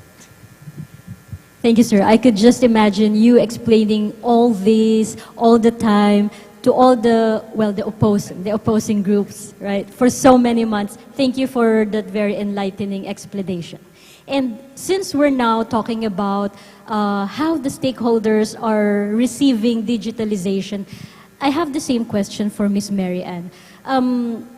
You, ma'am, being, of course, again, you operate and you run ships. Have you observed how the passengers are receiving modernized ships? What are their reactions on this? Well, they're very happy with our ships. No? As I said, our brand commitment is very safe, very fast, very convenient. And in every trip, we ensure that we deliver those 3 brand promises. So they're very happy with our ship, the safety, efficiency, convenience. What we're seeing is we used GCash payments. We installed GCash payments in our snack bars, and we're monitoring the usage of it. Parang mababa pa. We're like 5%, 10%. So how do we say that? If there are 300 passengers, how many use digital wallets, GCash? Yan, 10%. So now we're creating ways and means to encourage them to go digital. In the same way in our ticketing offices, not a lot are embracing GCash payments and digital payments.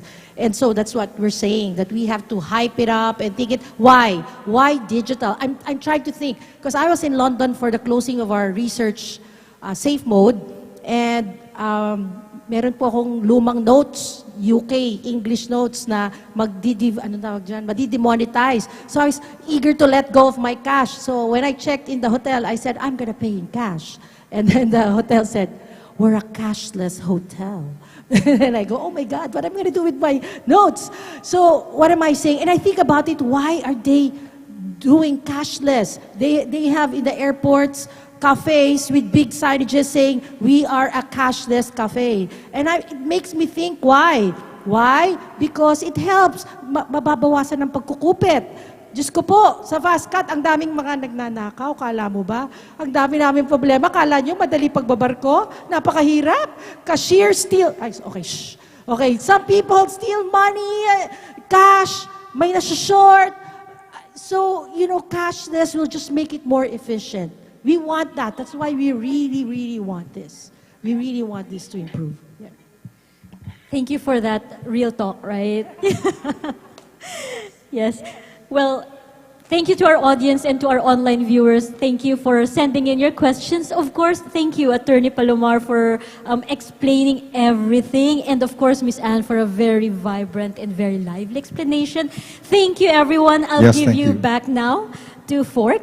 Yes, and thank you also, Yash, for moderating the first fireside chat. We'll have a second one later on. We'll welcome you back.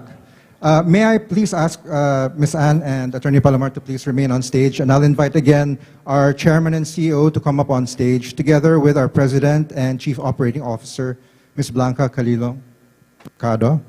They'll be presenting tokens of gratitude for today's talks that you've been given.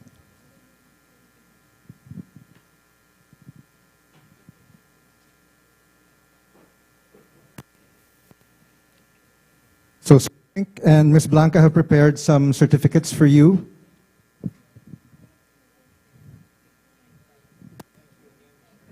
And some gifts. We are grateful for your helping our event to stay the course. The Manila Times thanks you for being speakers during our Maritime Forum 2023.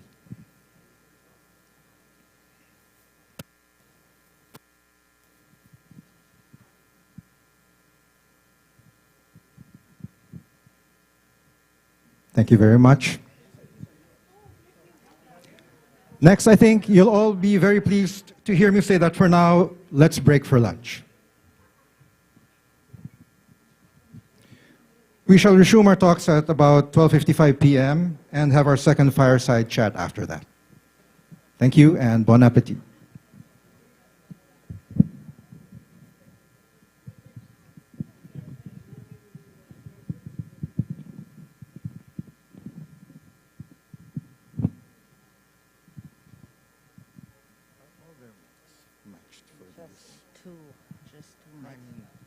Swak pa siya. Dito.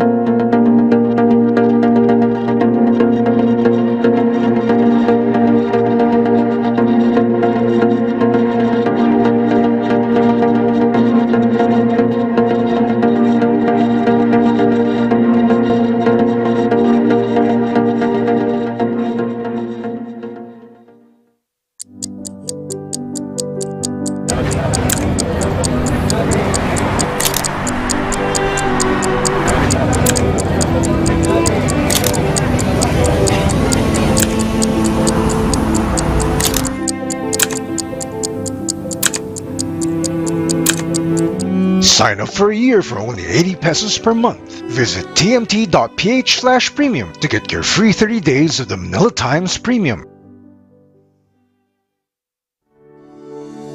The Philippines is divided into islands.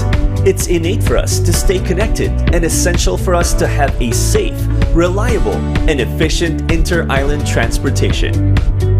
At To Go, we are on a daily mission to transport our passengers safely and to ensure an unhampered flow of goods. We are here in the service of the Filipino people.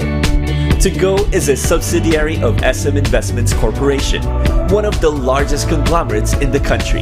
It offers multimodal transportation, warehousing, and inventory management, distribution, special containers, and project logistics, as well as e-commerce logistics, including last-mile deliveries and express courier deliveries.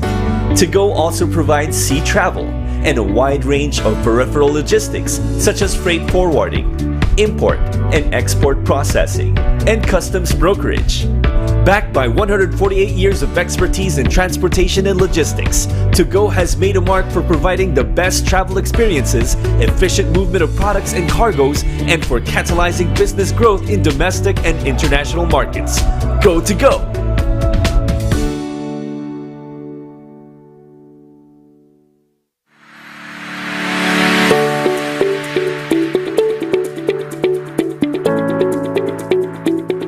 Very safe, very fast, very convenient, very caring. At FastCat, there's nothing like a care-centric service. The foundation of what we do lies in providing care in every aspect, in every detail, and in every way. As we bridge the Philippine Islands, we strengthen our transportation services to accommodate both the riding public and rolling cargo customers. Setting our sights beyond the port, we aim to connect the Philippine Islands in the most seamless and simplest method, therefore efficiently carrying passengers and goods throughout the archipelago. This is possible with the support of our partners, Jamliner and Filtranco. We continuously modernize our vessels and systems to be a game changer in the industry. Through modernization, we're changing local lives and promote tourism and regional economic growth. Behind everything we do, care is what drives us. It is our main motivation to always serve at our best. Therefore, you can entrust your valuable cargo with us, and most especially, your lives. Behind every satisfied passenger is a caring crew. From our captains to our entire staff, expect smiling faces and helping hands to approach you with genuine care. Our crew is just one call away. They are trained to uphold the value of reliability, responsiveness, and relatability when it comes to service. Our crew will always look over you with a personalized kind of assistance, because at FastCat, we very care. Behind each and every safe travel are exceptional personnel who navigate with care and expertise. With the finest of trainings available, our navigation team is knowledgeable with globally aligned safety and maritime service standards and trends. Apart from the training sessions, our captain and crew also undergo periodic exams to ensure continuous learning. Every steer of the wheel is guided by the need to convey trust and confidence through care and competency. Behind all the modern facilities are internationally classed certifications. As an industry game changer, FastCat strictly complies with local and international standards for safety, design, service, and environmental protection. We aim to always strive for betterment, to be on top of what we do, and to continue what we have always been doing, providing a caring service. Behind all the success and future grand endeavors, we remain true to our core. We put our minds and hearts to work. We stick to the founding idea of our commitment, to care for the Filipino riding public and the environment, and continuously aid in regional development. FastCat, the care that carries you.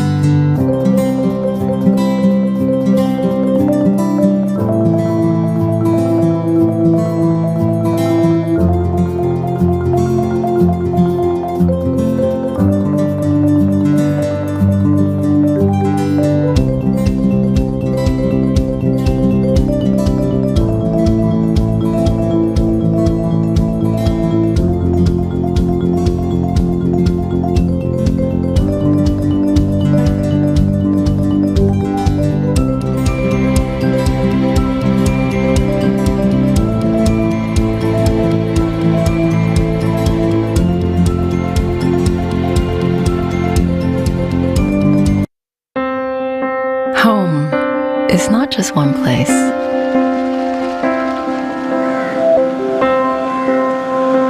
But a collection of memories in many places. It's where you start the day with a smile. Where serious business gets done. And where traditions blend with conversations. It's where you don't just remember the city, but also the moment. And not just the adventure, but also the connection. It's where you share laughter. And where you share joy. Where seasons change, but not a moment is wasted. It's where your friends are. And new experiences await. And where no request is too small. Happy birthday! Because it's where we live. And the Ascot lifestyle we have come to love. Ascot is where we want to be.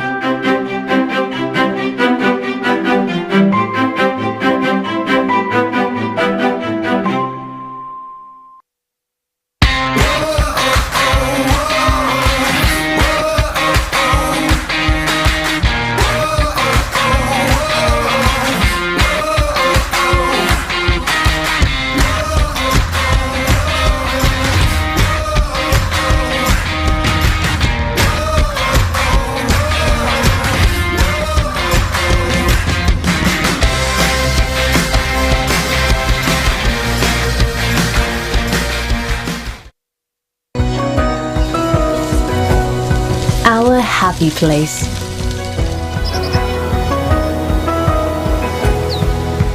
Celebrating our shared moments today.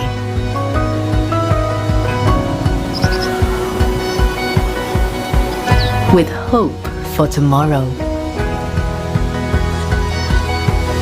A place where we find harmony within ourselves.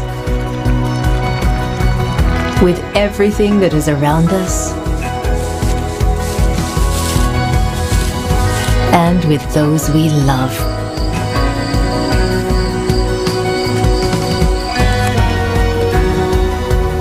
Being in harmony is second nature.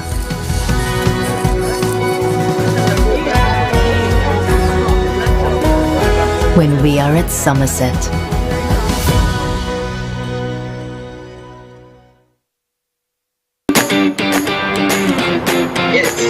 Welcome back to Citadines Bay City Manila. This is your room keeper at the Philippine Ports Authority.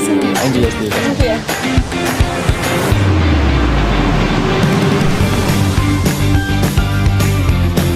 Welcome back to my channel. I'm heading out. This is Emily. It's a very beautiful day.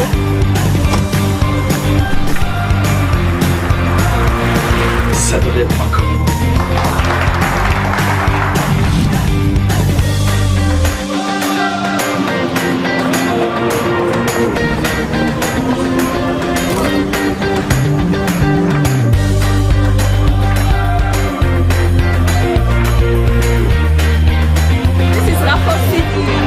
This is Hernani Fabia.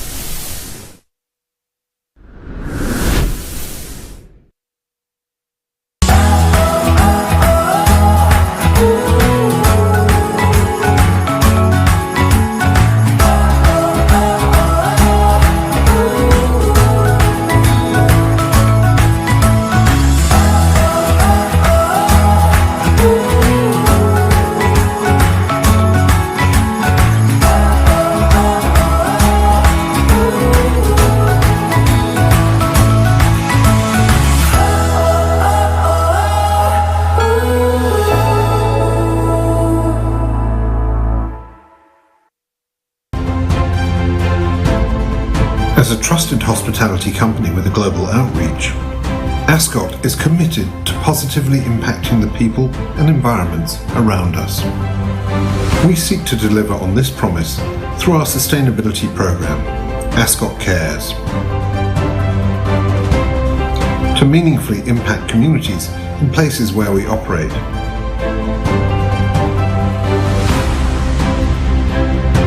To forge strategic alliances to catalyze sustainable change.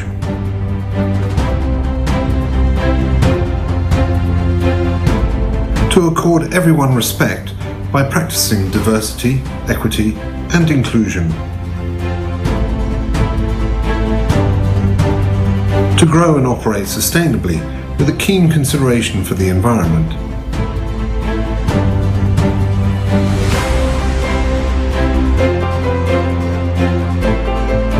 Lastly, to engage our supply chain through responsible procurement practices.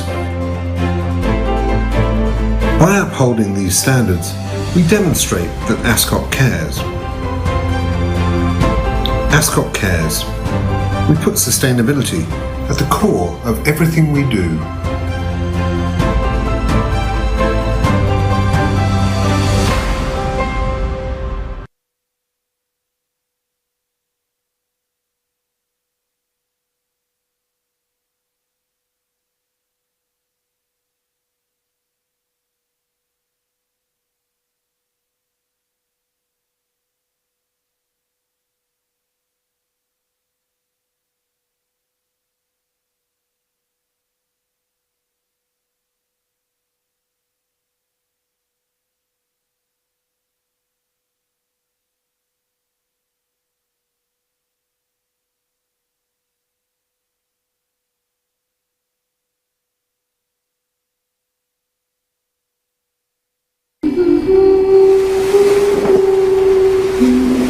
Mula sa simpleng hangarin ng pag-unlad, walang hindi kaya basta't may pangarap.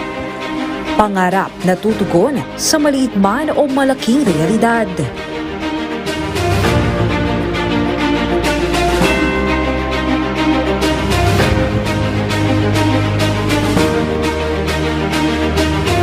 Malayo-layo na rin ang ating narating sa larangan ng pakikipag-ugnayan at komersyo, nakasabay sa mabilis na pagbabago ng panahon at katuwa sa muling pagbangon mula sa anumang hamon ng mundo.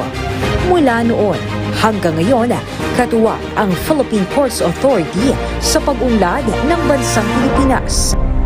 Nakahandang umalalay mula Luzon,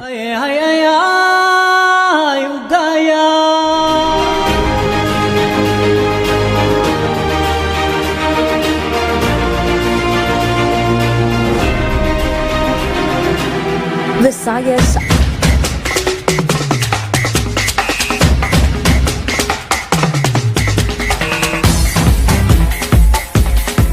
at Mindanao.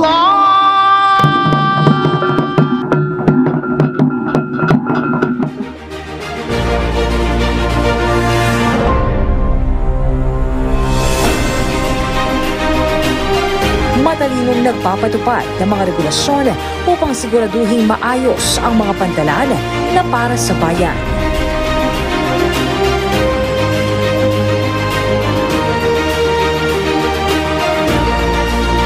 Maaasahan anumang oras at panahon. Ma'am, sir, mau pengaga. Din mai, sarap iyo, ma'am. Pili na mo bagong arbis, ma'am. Matamis pa ini. Yan alin nga aga. Katuwang ng bawat Pilipino. Mapagkakatiwalaan sa tapat na serbisyong publiko, may malasakit at hindi makikibahagi sa anumang katiwalian. Walang labis, walang kulang. Makadiyos, makakalikasan at makabansa. Maglilingkod ng patas nang walang pinipili kahit sino.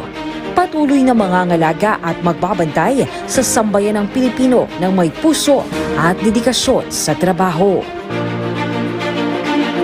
Ito ang Philippine Ports Authority. Kasama mo sa pagbangon at sa pagunlad sa pag-asang abot tanaw. Dahil sa progresibong pantalan, aasenso ang bayan.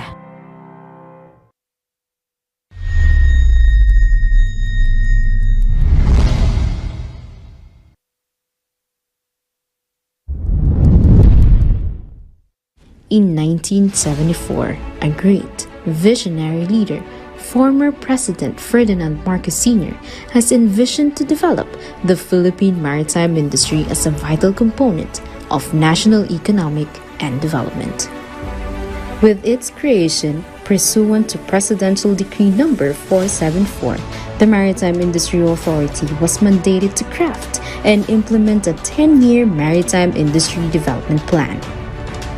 The MIDP envisions a strong and reliable Philippine merchant fleet that addresses the sea transport requirements of the archipelago in support of the national development agenda.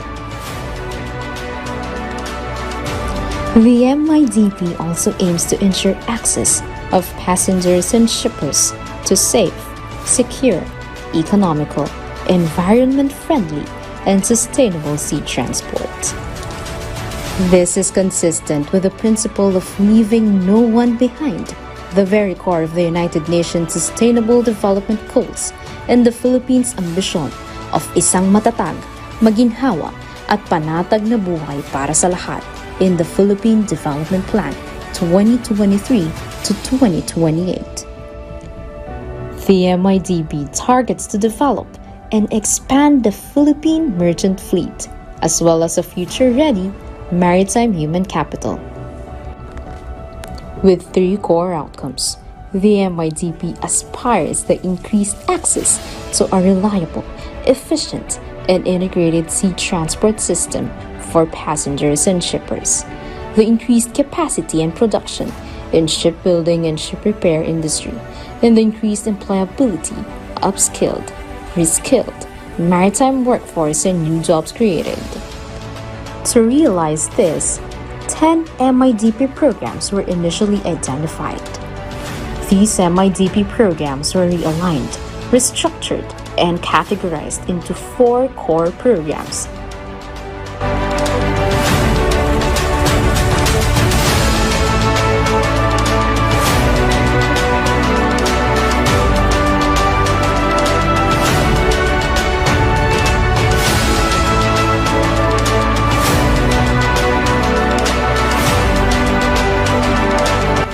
Overriding programs.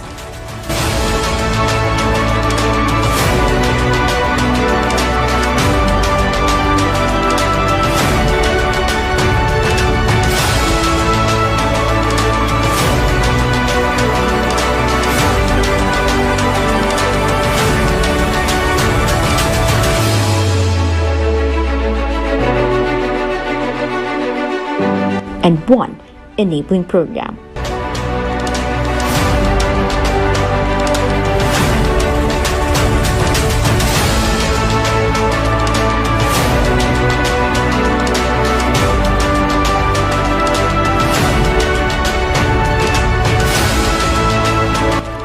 Programs are the focus sectors of the Philippine merchant fleet development and expansion. The overriding programs are vital instruments that cut across and are critical to achieving the desired outcomes of the core programs. Enabling program focuses on a whole-of-nation approach by empowering relevant government agencies and maritime industry stakeholders the impetus to push forward the core and overriding programs in order to achieve the overall targets of the MIDP 2028. By the full implementation of the MIDP in 2028, the Philippines shall have achieved linked more islands of the archipelago, expanded Philippine merchant fleet, increased employment opportunities, improved and seamless transport of cargo and agricultural products. Now is the time for the government and the industry to work together to realize the vision of transforming the Philippines into a strong maritime nation.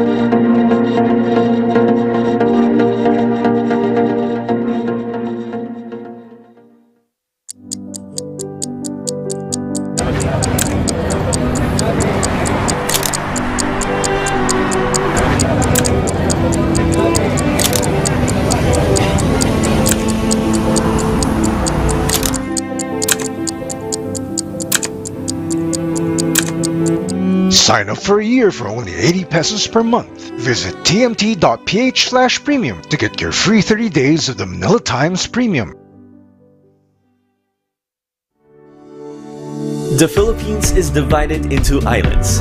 It's innate for us to stay connected and essential for us to have a safe, reliable, and efficient inter-island transportation. At To Go, we are on a daily mission to transport our passengers safely and to ensure an unhampered flow of goods. We are here in the service of the Filipino people. To Go is a subsidiary of SM Investments Corporation, one of the largest conglomerates in the country. It offers multimodal transportation, warehousing, and inventory management, distribution, special containers, and project logistics, as well as e-commerce logistics, including last-mile deliveries and express courier deliveries. To Go also provides sea travel and a wide range of peripheral logistics such as freight forwarding, import and export processing, and customs brokerage. Backed by 148 years of expertise in transportation and logistics, To Go has made a mark for providing the best travel experiences, efficient movement of products and cargoes, and for catalyzing business growth in domestic and international markets. Go To Go!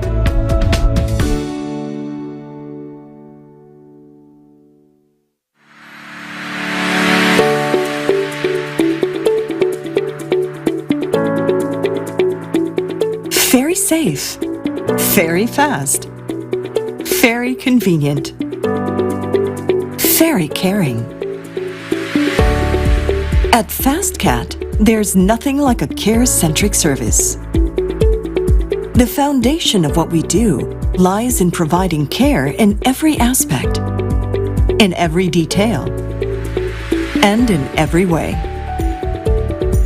As we bridge the Philippine Islands, we strengthen our transportation services to accommodate both the riding public and rolling cargo customers. Setting our sights beyond the port, we aim to connect the Philippine Islands in the most seamless and simplest method, therefore efficiently carrying passengers and goods throughout the archipelago. This is possible with the support of our partners, Jamliner and Filtranco. We continuously modernize our vessels and systems to be a game changer in the industry. Through modernization, we're changing local lives and promote tourism and regional economic growth.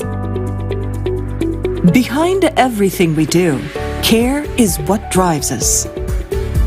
It is our main motivation to always serve at our best. Therefore, you can entrust your valuable cargo with us, and most especially, your lives. Behind every satisfied passenger is a caring crew. From our captains to our entire staff, expect smiling faces and helping hands to approach you with genuine care. Our crew is just one call away. They are trained to uphold the value of reliability, responsiveness, and relatability when it comes to service. Our crew will always look over you with a personalized kind of assistance, because at FastCat, we ferry care. Behind each and every safe travel are exceptional personnel who navigate with care and expertise. With the finest of trainings available, our navigation team is knowledgeable with globally aligned safety and maritime service standards and trends. Apart from the training sessions, our captain and crew also undergo periodic exams to ensure continuous learning. Every steer of the wheel is guided by the need to convey trust and confidence through care and competency. Behind all the modern facilities are internationally classed certifications.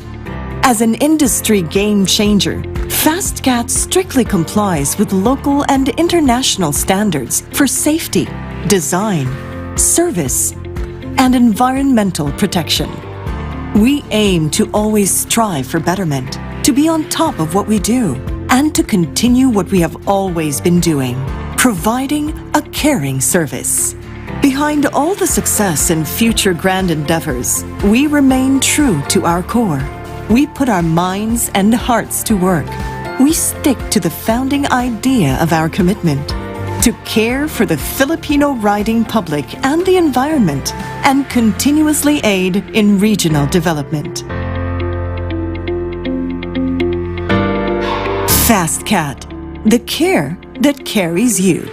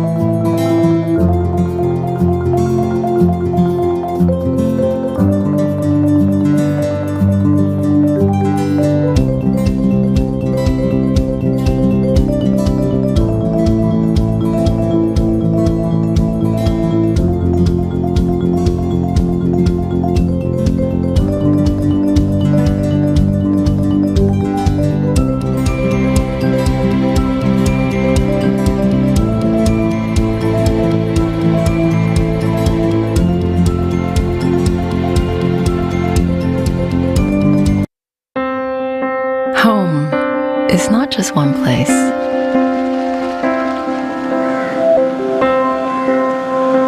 But a collection of memories in many places. It's where you start the day with a smile. Where serious business gets done. And where traditions blend with conversations. It's where you don't just remember the city, but also the moments. And not just the adventure, but also the connection. It's where you share laughter. And where you share joy. Where seasons change, but not a moment is wasted.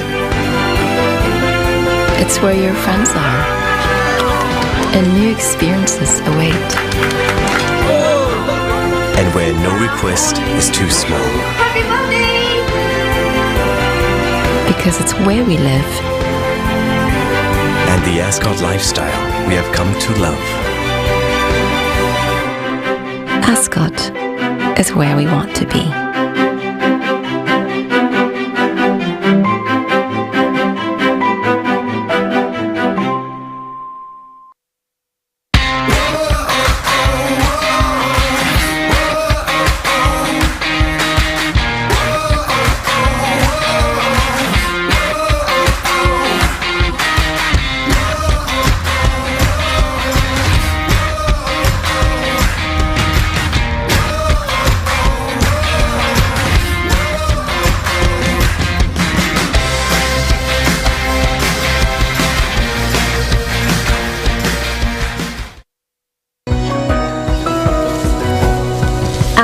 Happy place.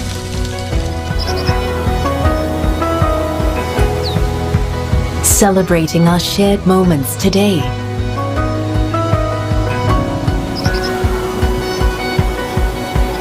With hope for tomorrow. A place where we find harmony within ourselves. With everything that is around us. And with those we love.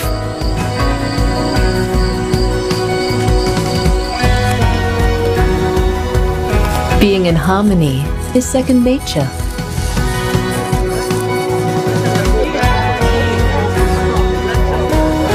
When we are at Somerset.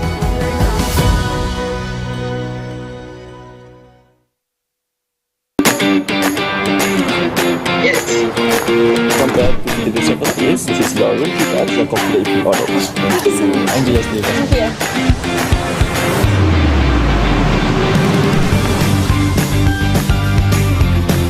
Welcome back to my channel. I'm heading out.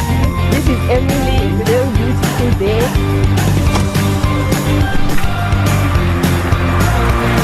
Saturday Paco.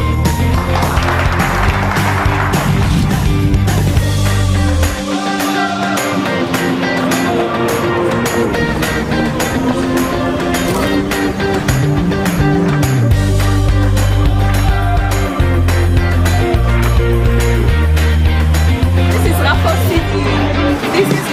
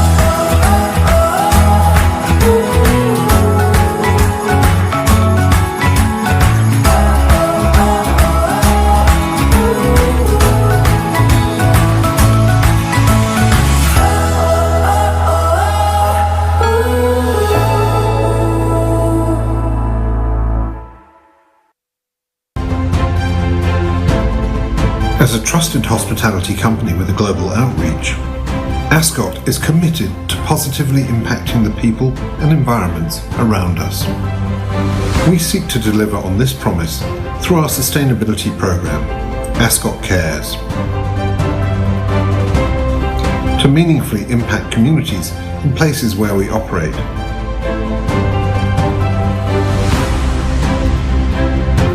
To forge strategic alliances to catalyze sustainable change.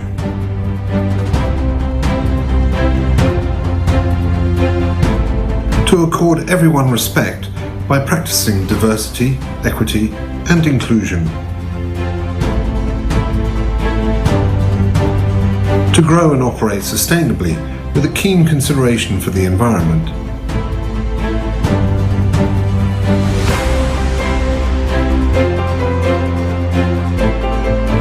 Lastly, to engage our supply chain through responsible procurement practices. By upholding these standards, we demonstrate that Ascot cares. Ascot cares.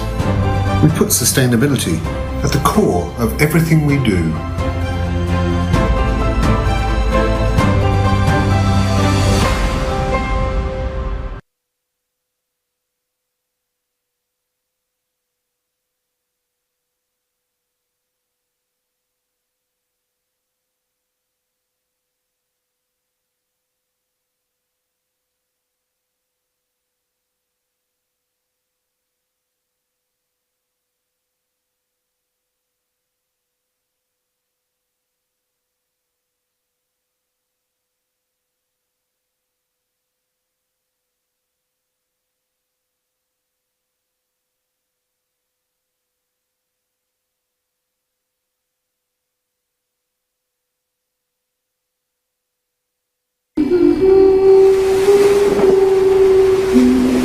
Mula sa simpleng hangarin ng pag-unlad, walang hindi kaya basta't may pangarap. Pangarap na tutugon sa maliit man o malaking realidad.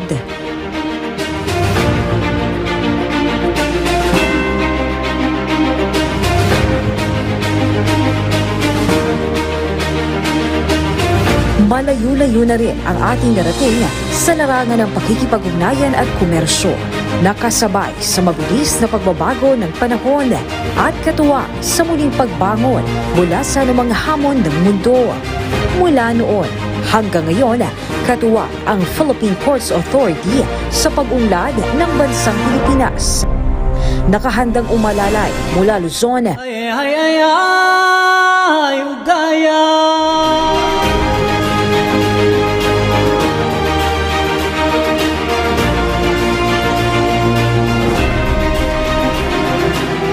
Visayas,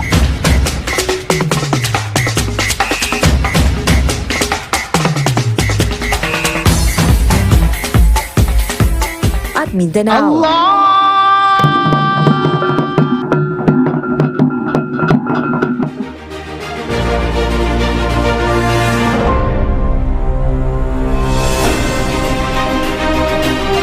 Matalinong nagpapatupad ng mga regulasyon upang siguraduhin maayos ang mga pantalan na para sa bayan.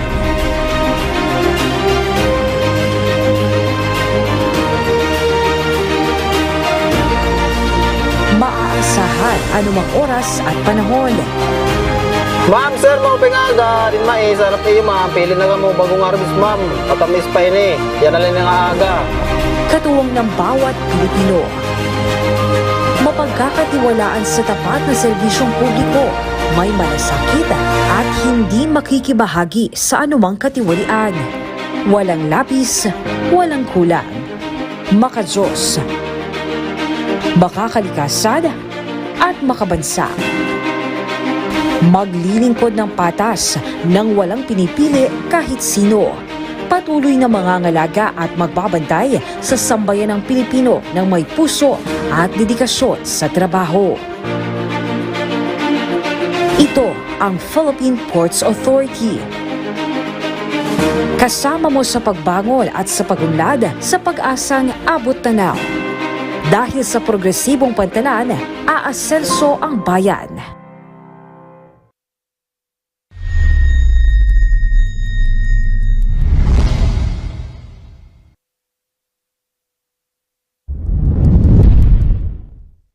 In 1974, a great visionary leader, former President Ferdinand Marcos Sr., has envisioned to develop the Philippine maritime industry as a vital component of national economic and development.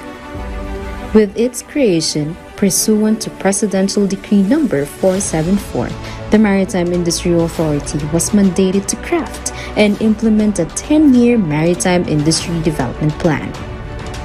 The MIDP envisions a strong and reliable Philippine merchant fleet that addresses the sea transport requirements of the archipelago in support of the national development agenda. The MIDP also aims to ensure access of passengers and shippers to safe, secure, economical, environment-friendly, and sustainable sea transport. This is consistent with the principle of leaving no one behind, the very core of the United Nations Sustainable Development Goals and the Philippines' ambition of isang matatag, maginhawa, at panatag na buhay para sa lahat in the Philippine Development Plan 2023 to 2028. The MIDP targets to develop and expand the Philippine merchant fleet, as well as a future-ready maritime human capital. With 3 core outcomes, the MIDP aspires the increased access to a reliable, efficient, and integrated sea transport system for passengers and shippers, the increased capacity and production in shipbuilding and ship repair industry, and the increased employability, upskilled, reskilled, maritime workforce and new jobs created. To realize this, 10 MIDP programs were initially identified. These MIDP programs were realigned, restructured, and categorized into 4 core programs.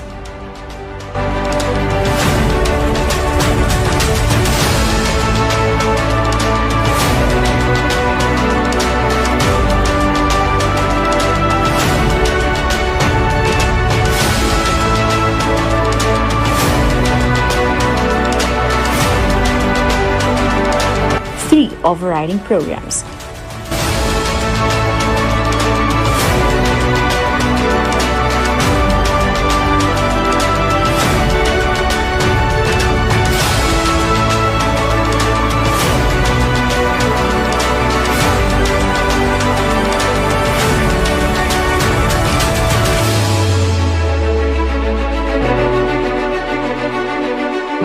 And 1 enabling program.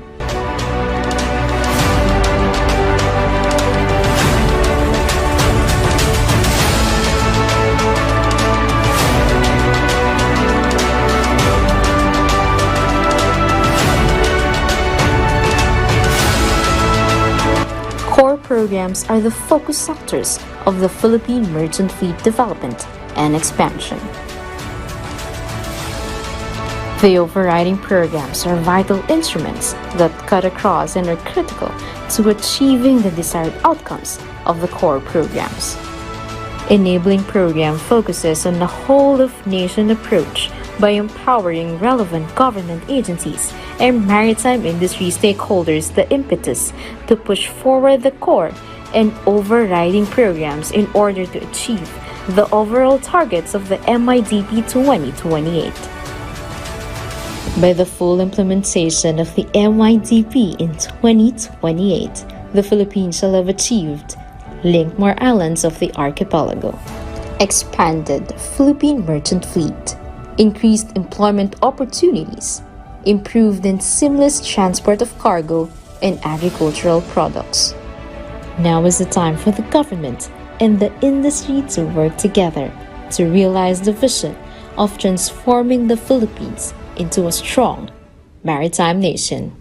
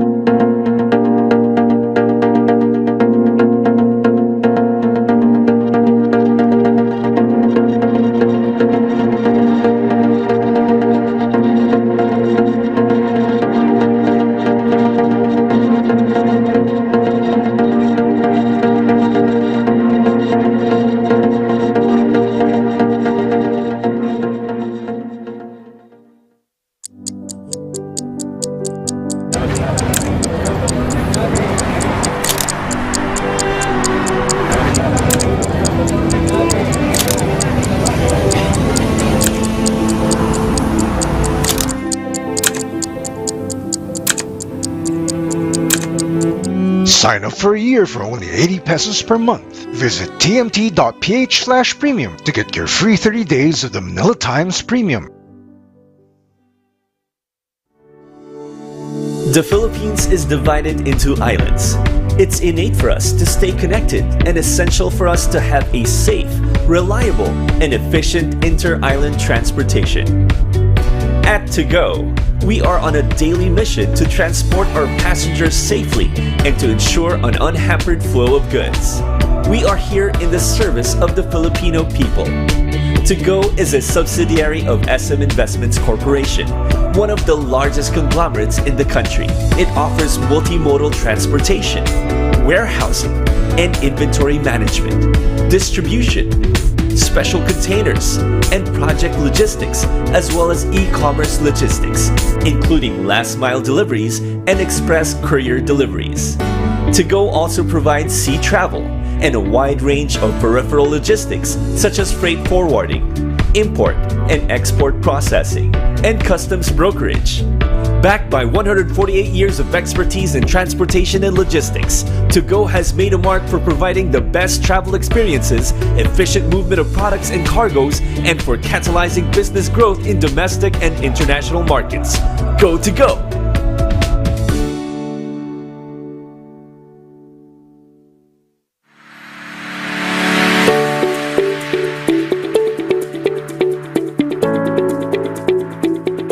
Very safe, very fast, very convenient, very caring. At FastCat, there's nothing like a care-centric service. The foundation of what we do lies in providing care in every aspect, in every detail, and in every way. As we bridge the Philippine Islands, we strengthen our transportation services to accommodate both the riding public and rolling cargo customers. Setting our sights beyond the port, we aim to connect the Philippine Islands in the most seamless and simplest method, therefore efficiently carrying passengers and goods throughout the archipelago. This is possible with the support of our partners, Jamliner and Filtranco. We continuously modernize our vessels and systems to be a game changer in the industry. Through modernization, we're changing local lives and promote tourism and regional economic growth. Behind everything we do, care is what drives us. It is our main motivation to always serve at our best. Therefore, you can entrust your valuable cargo with us, and most especially, your lives. Behind every satisfied passenger is a caring crew. From our captains to our entire staff, expect smiling faces and helping hands to approach you with genuine care. Our crew is just one call away. They are trained to uphold the value of reliability, responsiveness, and relatability when it comes to service. Our crew will always look over you with a personalized kind of assistance, because at FastCat, we very care. Behind each and every safe travel are exceptional personnel who navigate with care and expertise. With the finest of trainings available, our navigation team is knowledgeable with globally aligned safety and maritime service standards and trends. Apart from the training sessions, our captain and crew also undergo periodic exams to ensure continuous learning. Every steer of the wheel is guided by the need to convey trust and confidence through care and competency. Behind all the modern facilities are internationally classed certifications. As an industry game changer, FastCat strictly complies with local and international standards for safety, design, service, and environmental protection. We aim to always strive for betterment, to be on top of what we do, and to continue what we have always been doing, providing a caring service. Behind all the success and future grand endeavors, we remain true to our core. We put our minds and hearts to work. We stick to the founding idea of our commitment, to care for the Filipino riding public and the environment, and continuously aid in regional development. FastCat, the care that carries you.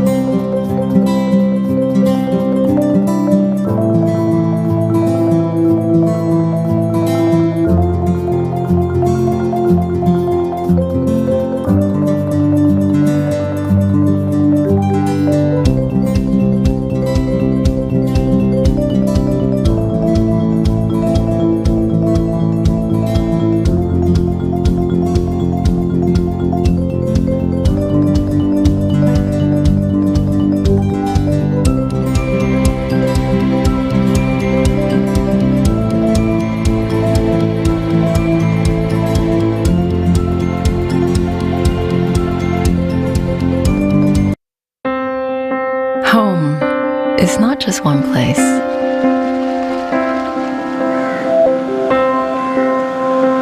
But a collection of memories in many places.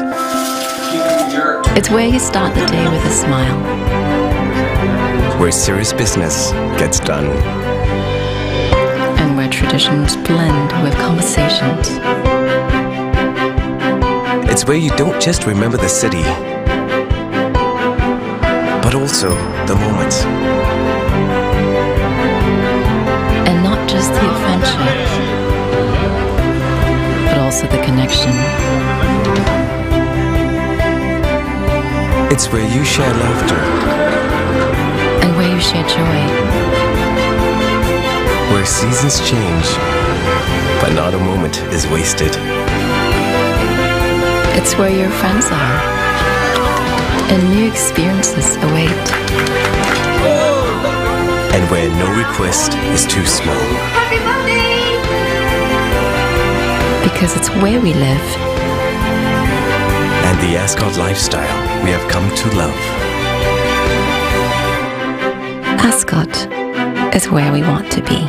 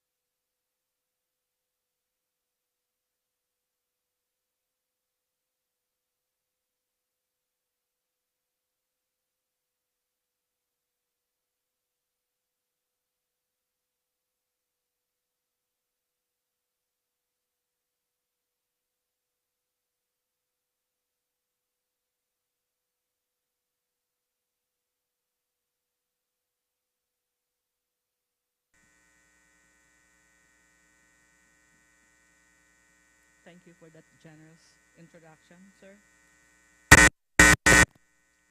Ladies and gentlemen, a warm and pleasant afternoon to everyone. I am honored to represent the Marina Administrator, Attorney Hernani Fabia, in this forum. Our gratitude to the organizers, the Manila Times, for inviting our agency as one of the guest speakers.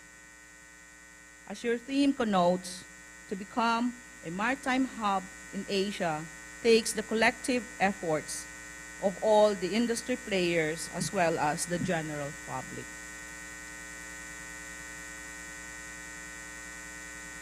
Let me share with you the Maritime Industry Development Plan 2028, a roadmap that accelerates the integrated development of the Philippine maritime industry. The MIDP has been recently, and its framework was presented to His Excellency President Ferdinand R. Marcos Jr. last February 28, 2023. It is noteworthy to mention that from his pronouncements, the Marcos administration has expressed its full and strong support to the maritime industry. The Maritime Industry Development Plan is framed to be consistent with the core principles of the Sustainable Development Goals of the United Nations and the principle of leaving no one behind, as well as the achievement of the long-term vision for Filipinos to enjoy strongly rooted, comfortable, and secure life, or isang matatag, maginhawa, at panatag na buhay para sa lahat. The MIDP envisions a strong and reliable Philippine merchant fleet that addresses the sea transport requirements of the archipelago. It anchored on the vision of the late President Ferdinand Edralin Marcos, as stated in the Presidential Decree number 474 issued in 1974, highlighted the desire to develop a Philippine merchant fleet that will serve the needs of moving people and goods between the islands, and at the same time increase the participation of the Philippine flag ships in the carriage of countries' foreign trade. It will pursue the development and expansion of the Philippine merchant fleet along with the development of future-ready maritime human capital. Through the MIDP, we look forward to an increased access to a safe, reliable, efficient, affordable, sustainable, and integrated sea transport system for passengers and shippers, an increased capacity and production of shipbuilding and ship repair industry, and increased in employability of maritime workforce, and create new and quality jobs through skilling and upskilling of the maritime workforce. The updated MIDP features 4 core programs, 3 overriding programs, and 1 enabling program.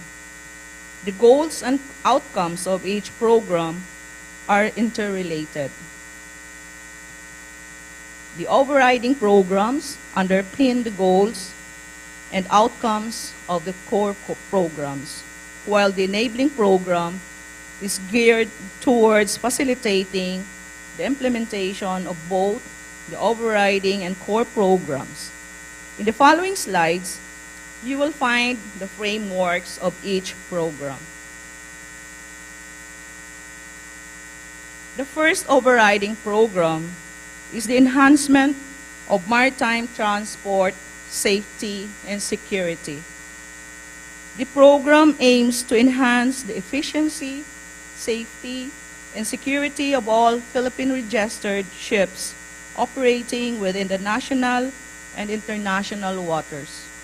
Secure, free flow of goods and services in the Philippine waters, strengthen the awareness of maritime safety and security in the domestic shipping industry, and pursue cooperation in the areas of information sharing, capacity building, and cooperative arrangements between and among the regions through the development and implementation of comprehensive plans that encompasses the 6 fundamental elements of the maritime safety, such as information, education, communication campaign, standards, enforcement, joint compliance monitoring and evaluation, search and rescue, and the database.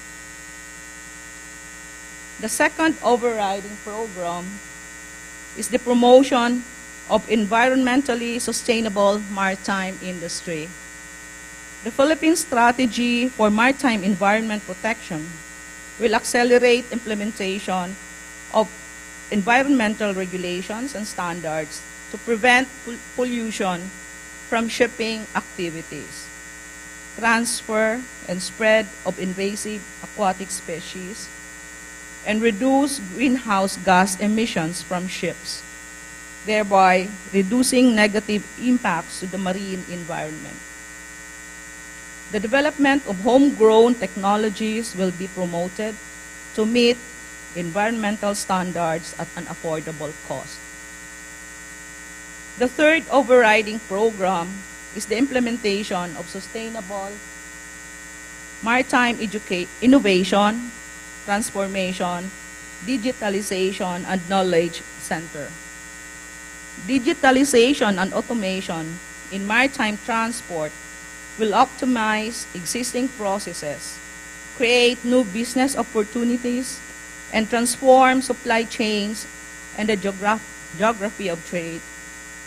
Digital technologies and solutions will increase competitiveness and enhance operational efficiency to the benefit of both the operators and the general public availing of these services. Digitalization of maritime information, documents, and services is also envisioned to support the government's thrust to make database decisions necessary in the pursuit of the envisioned work and interest of maritime agencies, and most especially the stakeholders. The first core program is the modernization and expansion of domestic shipping industry, including promotion of tourist destinations and, of course, provision of shipping services in these tourist destination areas, and development of coastal inland waterways system.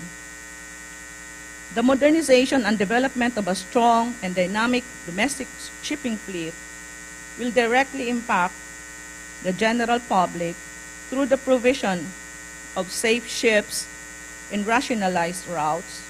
Not only will this facilitate the efficiency of inter-island and bay and river trade, it will stimulate local economy in areas. It will also contribute to the development of new routes between tourist destinations with the development of new cruise routes and ports. The second core program is the promotion and expansion of the Philippine overseas fleet.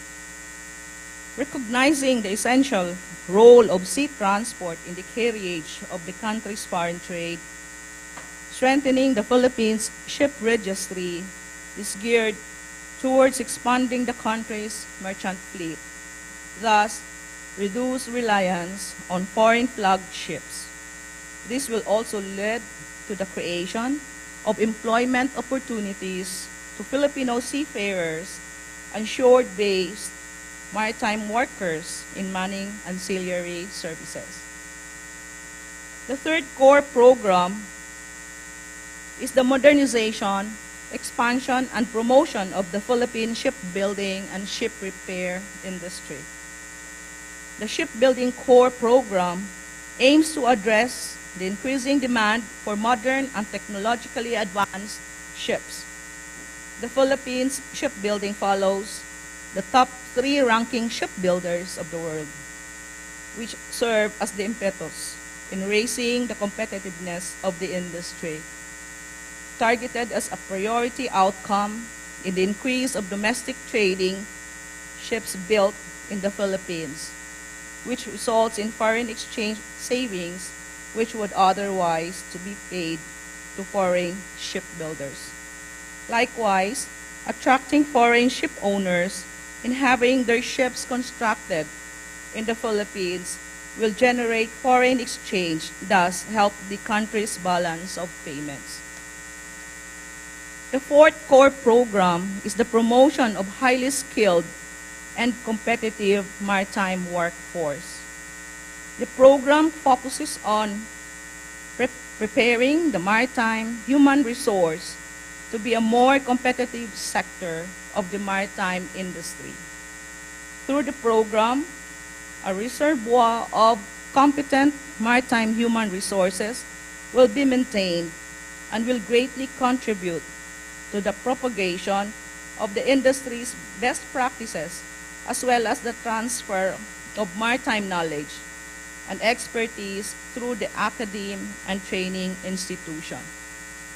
A competent maritime workforce is pivotal to a strong and reliable Philippine merchant fleet that addresses not only the sea transport requirements of the archipelago in support of the national development agenda, but also the manpower requirement of the world's merchant fleet. Lastly, the enabling program is the adoption and implementation of an effective and efficient maritime administration governance system. In view of the demands of the underlying core and core programs, the need for a strong maritime administration working on a whole-of-nation approach is vital. The strong maritime administration and governance will enable the sustained and sustainable national response to ever-changing times. It will facilitate the implementation of planned development, will also allow the government to act dynamically to challenges and crises both in the local and international spheres. The program likewise covers all other MIDP implementing agencies which are performing maritime transport-related functions.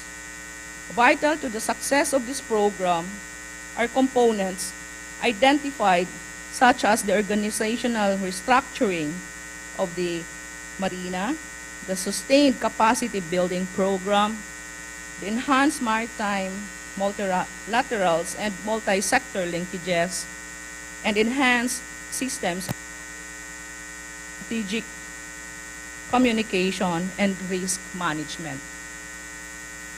Ladies and gentlemen, as soon as PBBM administrations laid down on its socio-economic agenda during his first State of the Nation address at the opening of the first regular session of the 19th Congress last July 2022, the Marina has commenced the groundworks for the updating of the Maritime Industry Development Plan in order to ensure that all programs are consistent with and or responsive to the socio-economic agenda of His Excellency, President Ferdinand R. Marcos Jr.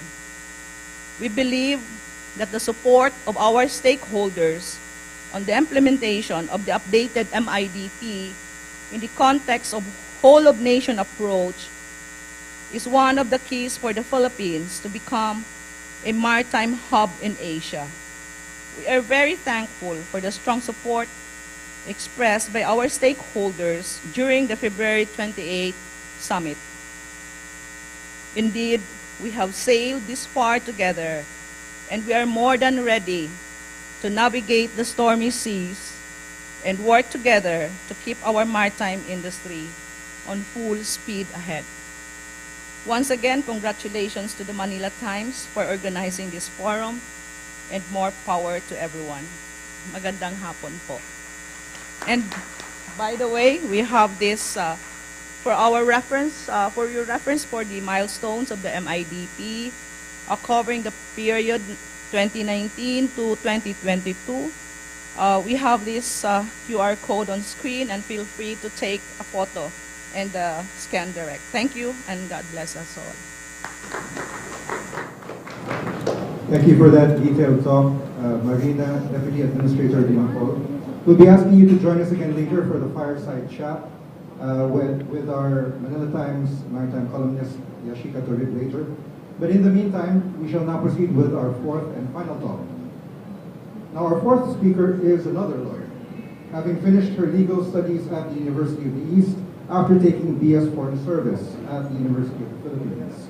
She has certification in transport economics and a diploma in port management from Belgium.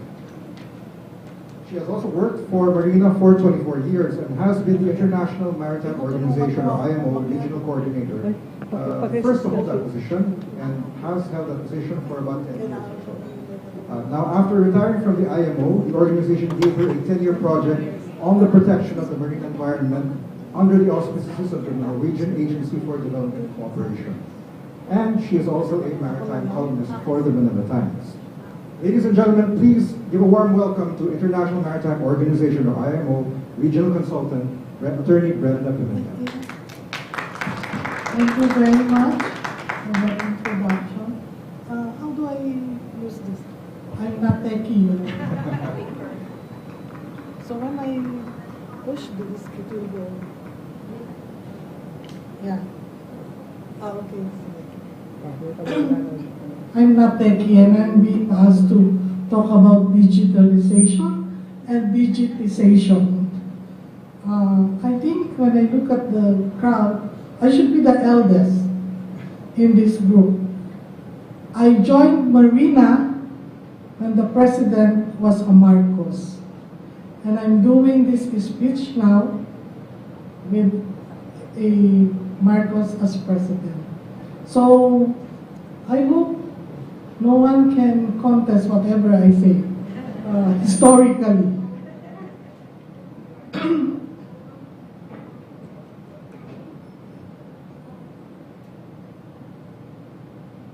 When I received the invitation to join this forum, I wanted to decline. I was a bit unsure if I will be able to give justice to the subject matter. My reluctance is of course based on the fact that my focus in the field of law is more dedicated to ships. But I know that, and you know, that port is an indispensable part of sea transport. I recall when the discussions in IMO was related to the ISPS code, the debate was also focused on why should IMO go into port facilities. It was, I think, the first time, because every time IMO conventions would be focused on ships, but now ISPS code would talk about port facilities. Well, I think there was a recognition that in order to deter the ingress of terrorists or weapons of mass destruction on a ship, you have to go through a port. So it was decided that port facilities should be part of the ISPS code. Well, in the late 80s, when I was still in Marina and the president was Marcos. No, I think it was already an Aquino. The matter of making the Philippines as a maritime hub in the Asian region was part of the Philippine Ports Authority's vision. That's why I wanted Attorney Palomar to stay. That was a vision of PPA at the time. The vision was, however, not pursued after a change in the leadership for reasons that we were not, or the public were not informed or was never articulated. That vision at the time, I guess, fizzled out.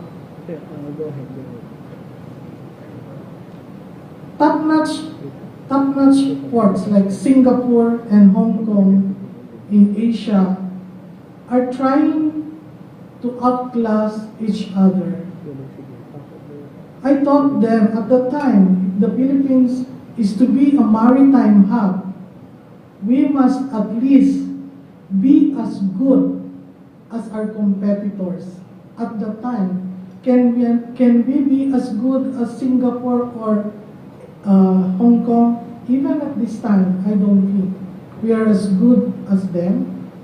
So if we want to be a maritime hub, we have to outclass them, or we at least must go up to the standard of Singapore or Hong Kong.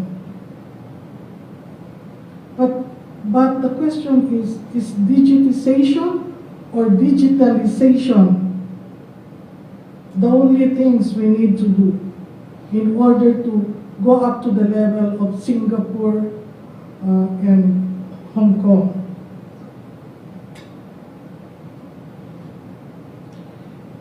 It is not that we cannot realize the vision. There were just too many obstacles we needed to clear. I suppose the mantra of all government approach or all nation approach that was mentioned by the Deputy Administrator of Marina would have helped a bit. No one was talking about that at the time yet.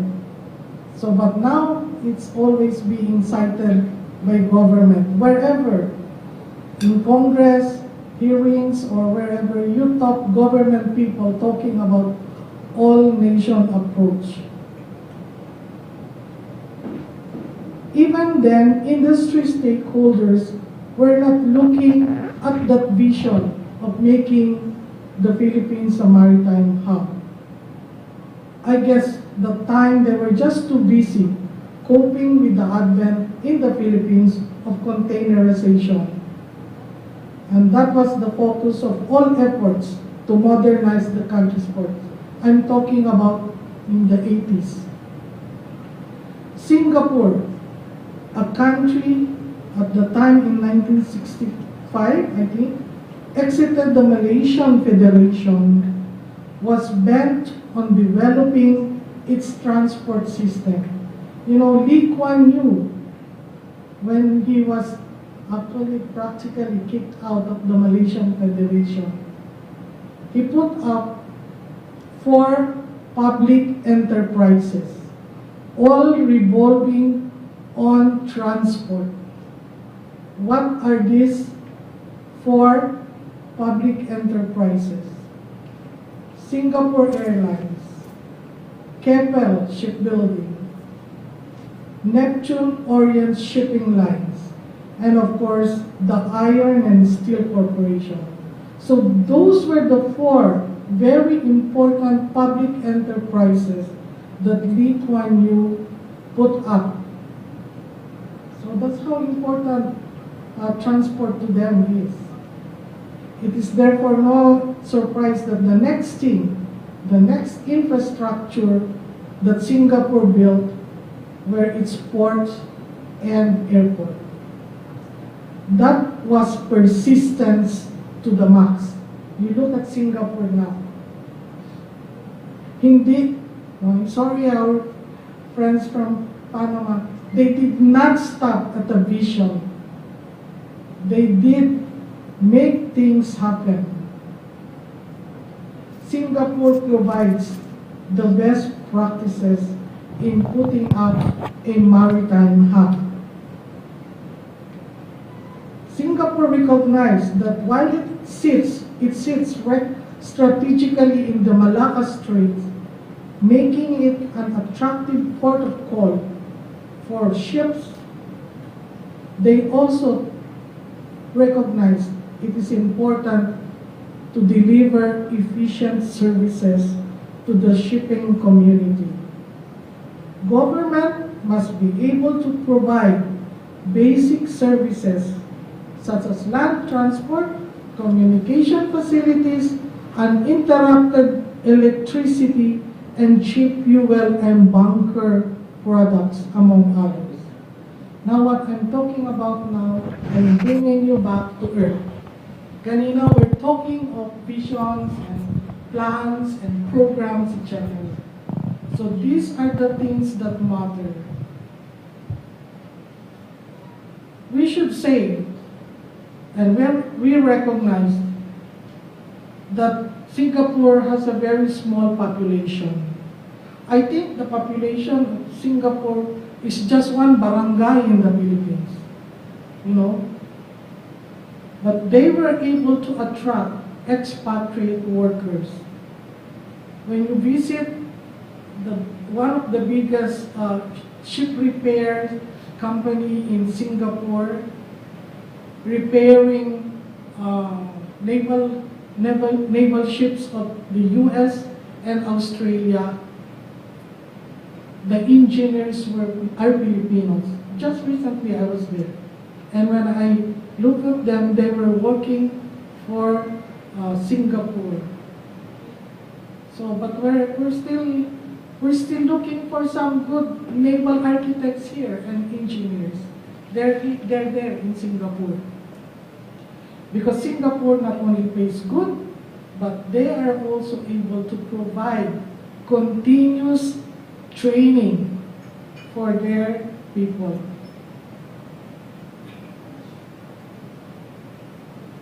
And we're not even talking of digitalization yet. And Singapore is already one of the best examples of digitalized, or how do you call it? Well, there's so much into this thing now.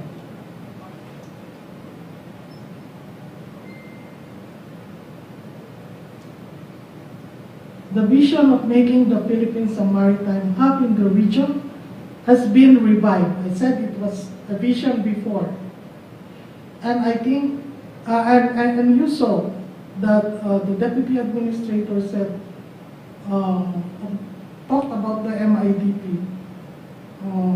Well, she did not mention that part of the plan before was to bring in that Maritime Hub program.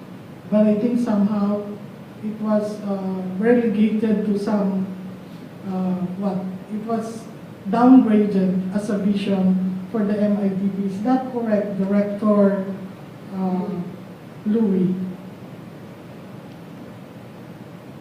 And yes, I agree.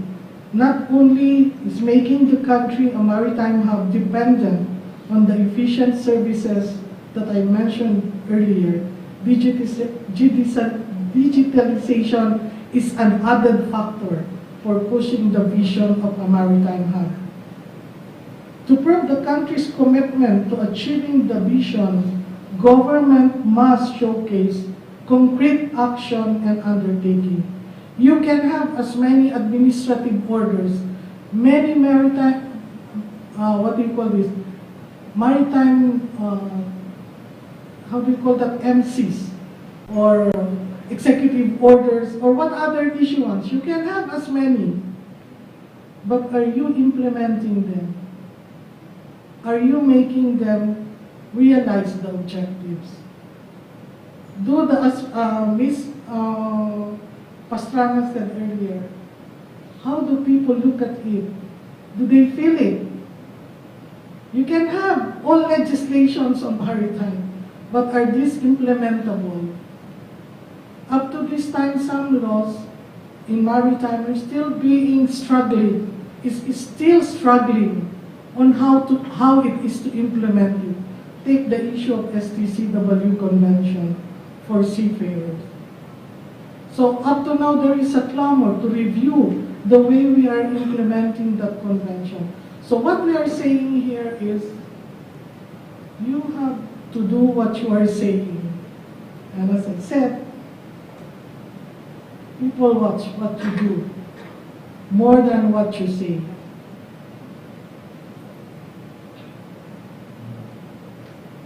Digitalization will definitely improve the government's delivery of services at the ports. Ship owners, shippers, passengers, and cargo owners, and those who attend to the requirements of the ship welcome a shift from manual to digital operation. Limiting personal or physical intervention by government regulators and implementers will advance the policy on good governance.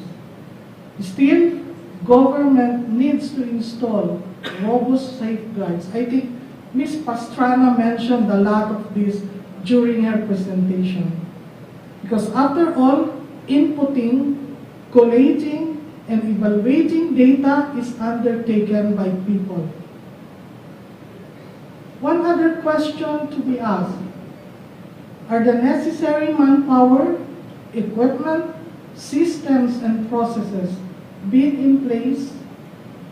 We have heard too often of the absence or weak internet connection, outdated computers, or seriously, in some government office, no computers at all. Okay? We presume ports of the Philippines have the most sophisticated equipment and uninterrupted net connection. But I think it was mentioned also earlier that in some ports, internet connection is not there at all. Congestion at the port is a perennial issue in this country. Would digitalization be a solution to this? Stranded passengers camping at the ports, would digitalization be of help? Stowing of hazardous and noxious cargoes on ships, would digitalization ensure that these are not carried on ships that are not fit to carry these cargoes? Will digitalization help prevent missing containers or cargoes?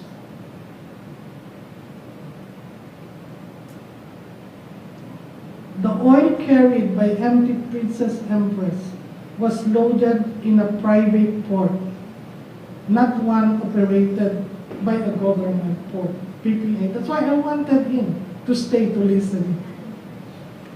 However, even if it's in a private port, government is expected to exercise oversight function over these ports, these private ports and terminals.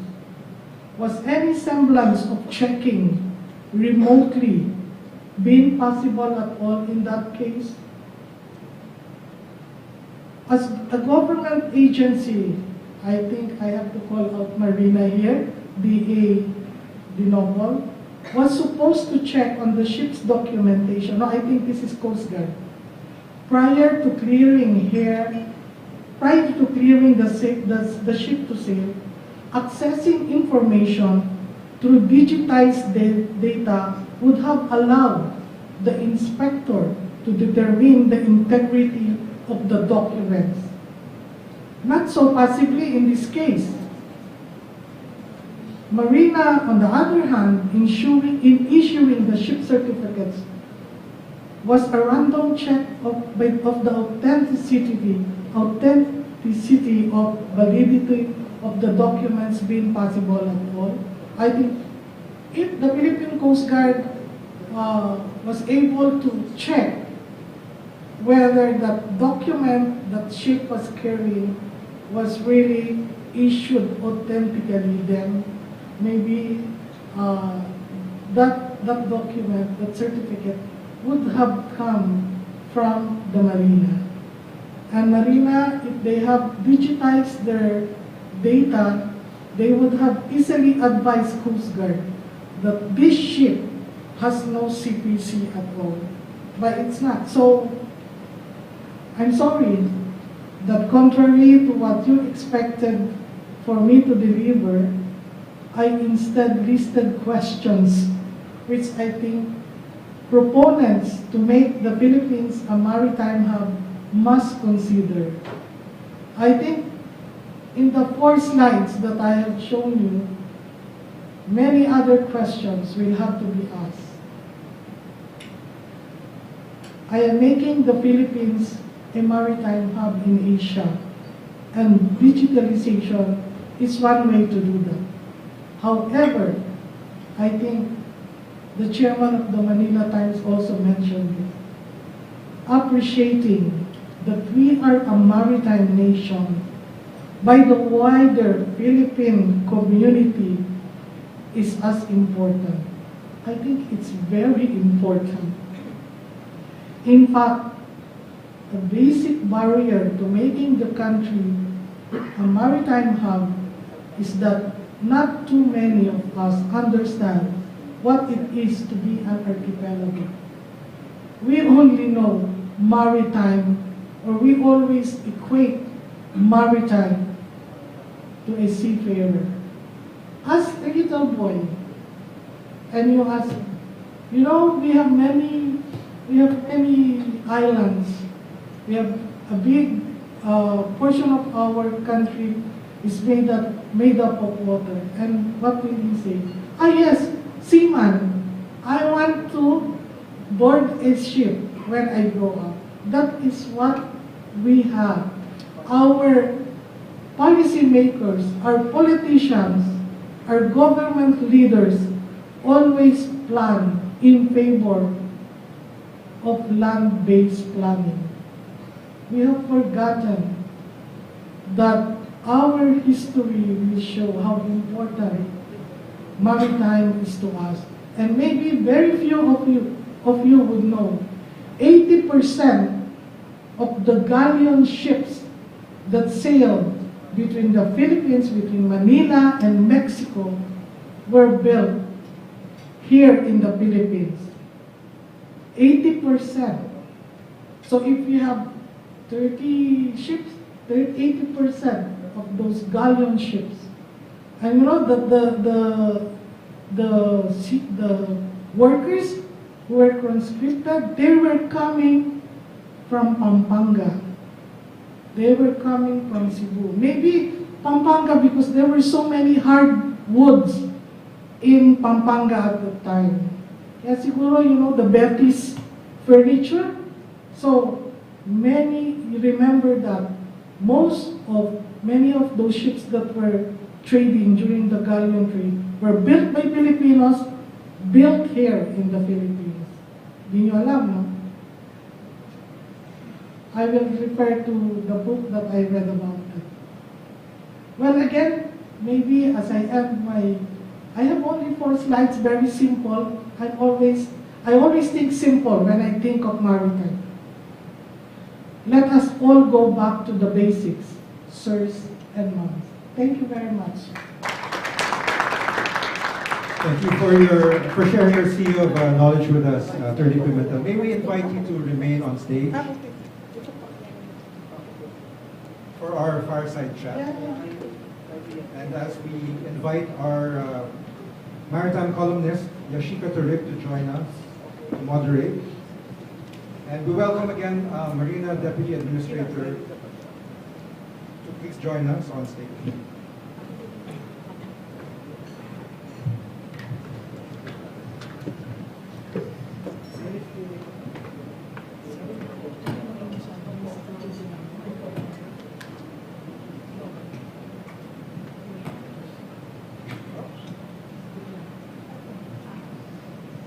Once again, ma'am, thank you for showing us and explaining to us a different perspective on modernization and digitalization, ma'am. And thank you as well, Ma'am Nadat, for a very informative presentation earlier about the MIDP. So earlier, during our lunch break, I was listening to conversations on different tables. And this one I would like to address to Attorney Brenda. So one of the thoughts discussed on the floor earlier is the perspective of local implementation. That despite the presence of international and local regulations and laws, and the Philippines, of course, being a maritime nation, one of the biggest challenges is the geopolitical concerns in regions where local leaders have their own priority projects. Also, there are areas which have security concerns for ships. And these things, it hinders development on ports and vessels. So what are your thoughts on this, ma'am?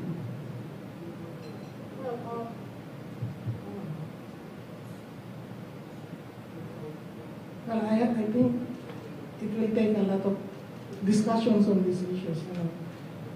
One of the things that we are facing in this country is that every time there is a new administration, policies change.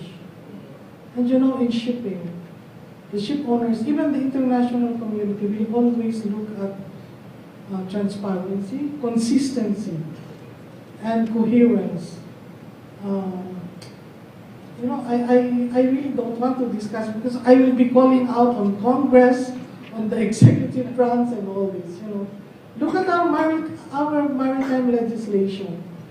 Every time they do legislation in Congress, they look at it from the subject matter that is presented to them, without looking at what are the existing legislations that we have now. And that is not the way it should be done. I have heard, I have seen on TV, for example, that we are now just on top of Cambodia in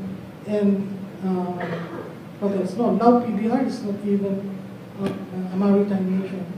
And one of the reasons, of course, is that we do not care what is existing, and we do not care what will happen next. We are only concerned about putting forward what we want to do in the maritime sector. So that's a basic problem.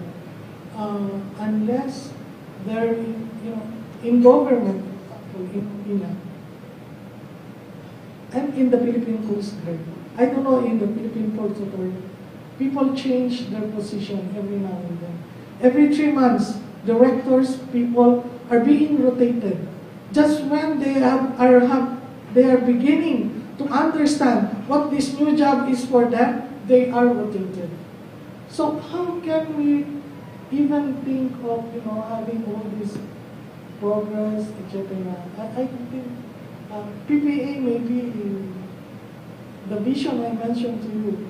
Maritime hub was there in the 1980s, and it was lost.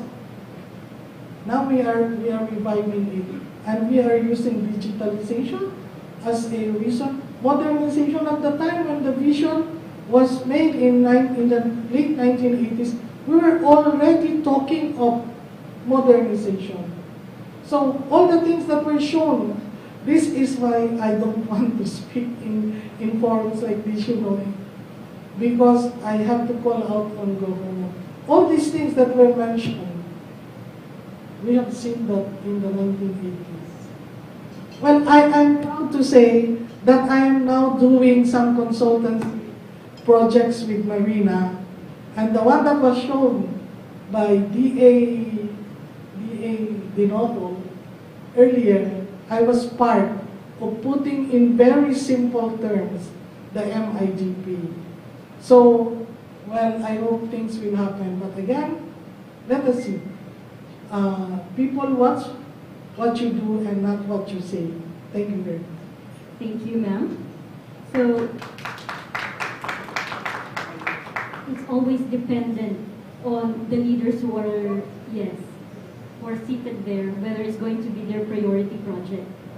Thank you, ma'am, for explaining that. Now, I will ask the almost same question with Ms. Dinopo.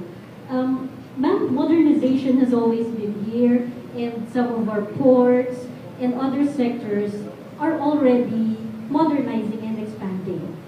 But obviously, a good number of our fleet is being left behind. So, how do we intend to show a concrete move to implement all these regulations and do not just keep this on the drawing board? So this question came from Ms. Carmela Villar of the Manila Times. Thank you, Ms. Yashika.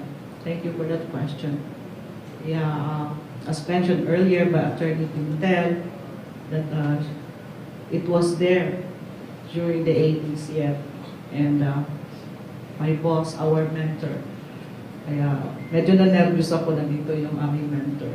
But, well, I was there too as a student, as a neophyte. Anyway, yeah, the ports are there.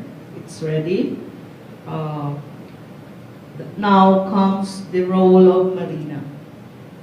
Well, we have been, again, as mentioned by Attorney Pimentel, we have been saying all this modernization and all of the maritime industry.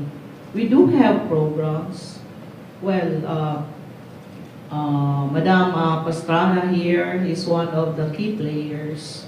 Actually, the prime mover. They were the first who deployed brand new ships.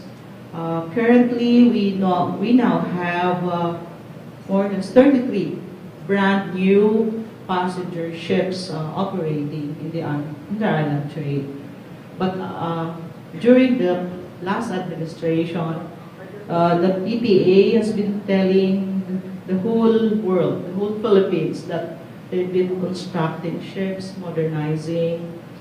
ports, modernizing ports, facilities like passenger terminals. Now, again, it's the role of Marina really to deploy ships. Port is nothing without ships. But, well, we have ship owners here. It's not also easy just to dictate them that, hey, you go ahead. Madam Pastrana, you deploy your ships in this route A and B without, well, sustainable cargo and passengers. Of course, to sustain the operation of their ships. But as we heard during her presentation, there was really a bit of a sacrifice from the ship owner side, really, to provide shipping services in the routes. So yes, we are now really, not only now, but we've been working with the Philippine Ports Authority really to, of course, to populate these ports and deploy shipping services in the different routes. And talking about modernization, again, yes, we encourage really new acquisitions. As mentioned, we have more or less 33 brand new passenger ships, and it even really pulled down the average age of our passenger ships in the inter-island trade. Not really primitive this time because of that program on the acquisition of brand new ships. Thank you. Thank you, ma'am, for answering the question. We would also like to encourage our audience to participate with the forum. So we will have our first question from table number 2. We have here Commander Edgar Lorente. He's our visitor from the Coast Guard Auxiliary District NCR. Sir.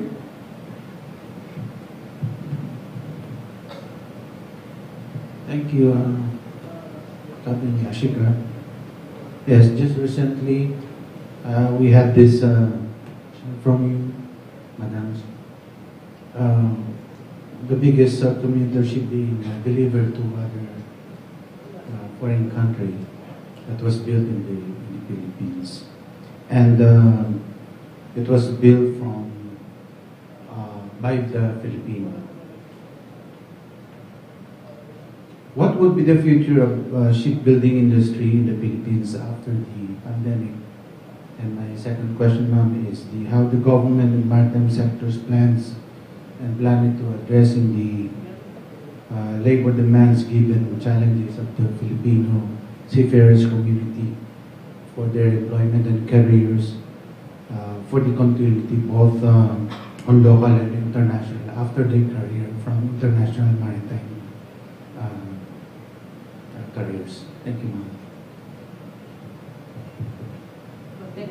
question, sir. Well, first, for the shipbuilding and ship repair industry, yeah, as you mentioned, there was a passenger ship that was constructed. Well, maybe it was constructed in Ostal, was it? Okay, good. Yeah, we encourage really, of course, we want to promote our local shipbuilding industry. As you also saw the presentation of Madam Pastrana, that we rank fourth in the order book of shipbuilding in the Philippines. Well, currently, for last year, we were able to deliver 29 brand new ships. These ships were, most of these ships were constructed in the Visayas area, Chunichi and the Ostal shipyards. We do support, of course, we encourage, but what we want to promote now with our MIDP is really to encourage as well our local shipbuilders to construct passenger ships or any type of ship for that matter. There's a pending bill actually on it's a shipbuilding act that will offer incentives to our local shipbuilders. Currently, only the shipbuilders that are located in the PESA zone that are availing of incentives. Let me just share this with you. Yeah, this is really one of the painful realities on. I don't know if you're referring that ship that was constructed in a shipyard located in a PESA zone. So the buyer is a Filipino ship owner, but they cannot avail of the incentives being offered because these ships constructed in the PESA zone is intended only for export. So what we want to promote now really is, again, for these local shipbuilders to avail of the same incentives that what our shipbuilders availing inside the PESA zone, and that's in the Shipbuilding Act draft bill, which was filed by I think Congressman Gonzales. Congressman Barba. I'm sorry, Congressman Barba. He was the one who filed this draft bill to promote. The title is the Shipbuilding Act. Now for the seafarers, well, of course, we are doing our best, of course, to maintain the quality of the certification system of our seafarers, compliant to the STCW code. These seafarers, as mentioned earlier, I think the third contributor to our coffers. Last year, I think that the seafarers' contribution was the remittance was more or less $6 billion US. So on our part, the Maritime Industry Authority, all the other agencies, the CHED, we are doing our best to maintain and of course be compliant with the STCW code as far as the issuance of the certification of our seafarers. Thank you. I want to also follow up on that. Of course, we are very concerned about the certification of seafarers, but mostly we're talking of seafarers who are in navigation. Our friends from Panama would agree to that. That STCW covers practically those who are involved in navigation. But I agree, but that even in our shipyards, we probably don't have much or many of those working there. certificated under the Naval Architecture Program. We don't have many. It's not an attractive, it appears it's not an attractive career because many would look at, the remuneration that you get when you go to sea. However, I think one program that we are trying to and I think that will be part of the MIDP, will be how to reskill our seafarers who have retired, and I hope they retire early as well, so that we can also promote the younger generation to the high positions on board ship, that they go to shipyards, they go to maritime administration. So there are so many areas where they can be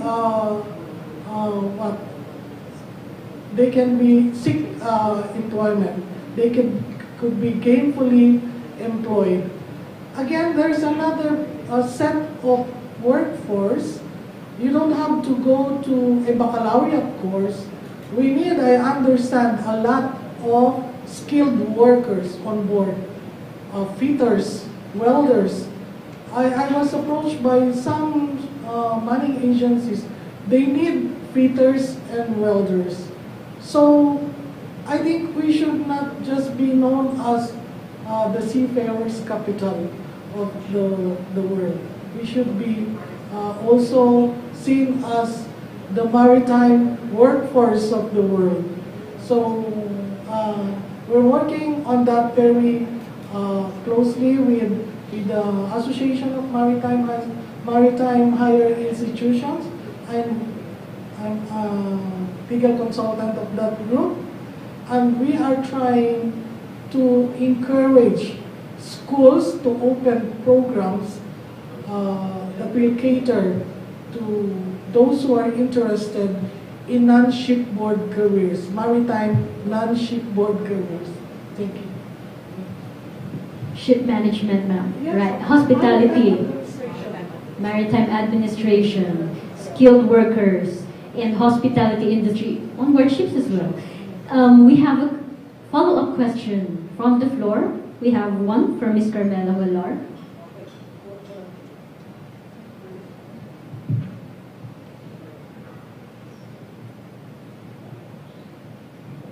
I will be asking these questions as according to what was relayed to me from other people. Okay. We always say that we're the fourth in shipbuilding in terms of gross tonnage, but some are saying that it's a misnomer because they're only here because we're providing cheap labor, but they're not really buying materials from us. Also, we lack some really much needed environment to have that, like the steel industry, which is very much needed and supplied. And we've heard a lot about incentives that we provide, but some of those who need that the most are also saying that it's so hard to get those incentives. I mean, talk about the ease of doing business, which should be the ones that should be taken care of. That's what they're saying, some of our investors. And last question would be an update on blockchain technology in Marina to be used on our certification. What's the update on this? Thank you. Thank you, Ms. Carmela, for the questions. Well, number one, yes, as much as we really want to promote the shipbuilding industry in the Philippines, one of our challenges really is the availability of the raw materials. Basically, all the raw materials, including the equipments on board, are all imported. And definitely, though, even if there is an incentive, yeah, that's true. That is on record in our result of our assessment of RA 9295 that there were really a few ship owners and shipyard operators that availed of all those incentives, because there was indeed a challenge on the application for incentives as well. Madam Pastrana is smiling. Yeah, but yeah, the availability of steel industry in the Philippines, we need that. But we heard recently that it's the BOI, they're working on there's a plan to put up a steel industry somewhere in the south. That's I think in Sarangani province. So hopefully we can have a big shipyard right there in this part of the country. And well, this is I think this is also all those concerns raised by Ms. Carmela is well noted in the draft Shipbuilding Act. So we really need to address that. Though we have enough skilled workers, well, some of our skilled workers are already out there, outside the Philippines. They're being hired, especially the aluminum welders we have. They are being, well, hired by shipyards outside the Philippines. But hopefully they'll be coming back, because one of the players as well, the shipyard operators, definitely we are inviting them to locate their shipbuilding industry here in the Philippines, because they can, there's no restrictions, 100 foreign ownership, they can have construct their shipyard activity in the country. For the updates on the blockchain technology, thank you for that question, Ms. Carmela. Will be the blockchain information system will be rolled out by Marina. Actually, the target is March, but it's already April. But yes, this is an information system that will be adopted by the Maritime Industry Authority. This will help as well the stakeholders, the industry to file their application. This is an application system. All business processes, from application for plans approval up to the issuance of safety certificates and issuance of authority to operate of all transactions in the marina. So you will just be printing the certificates that will be issuing to a particular ship, to any business enterprise. So this will run hopefully by April. Then at least this will address the ease of doing business. And of course, we can already post the information that the stakeholders need, like all the data, the information that they can gather from the Maritime Industry Authority as with regard to number of ships, number of passenger ships that are operating, available routes, and we will be posting as well the MIDP program so that they can also browse any business opportunity that they might want or they might be interested to. So hopefully by April we'll be updating you on this regarding our implementation of the blockchain technology. Thank you. Thank you, Marina, Deputy Administrator Dinopo.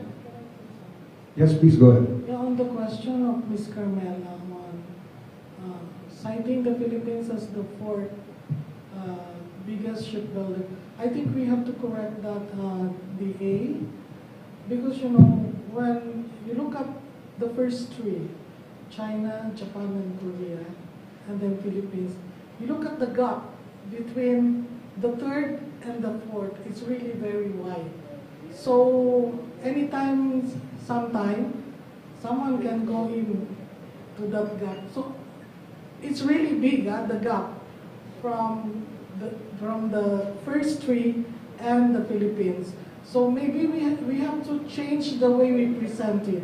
Because, I did not really appreciate being called that it is a misnomer. But I think Director Louie can talk to Director Hernandez to check on that. We can present that still we're doing actually, we are really the number 4, but siguro it's not really like number 4 in terms of orders because it's really a misnomer. So please correct that. And when you go to Congress and when you say that and someone in Congress will say, hey, you're saying we're number 4, but look at the gap. It's very far. Thank you. The size. It's the total JRT, but is it resource? Yeah, but still very resource. In terms of order and GRT,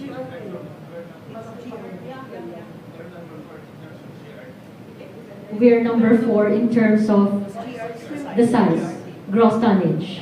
All right. In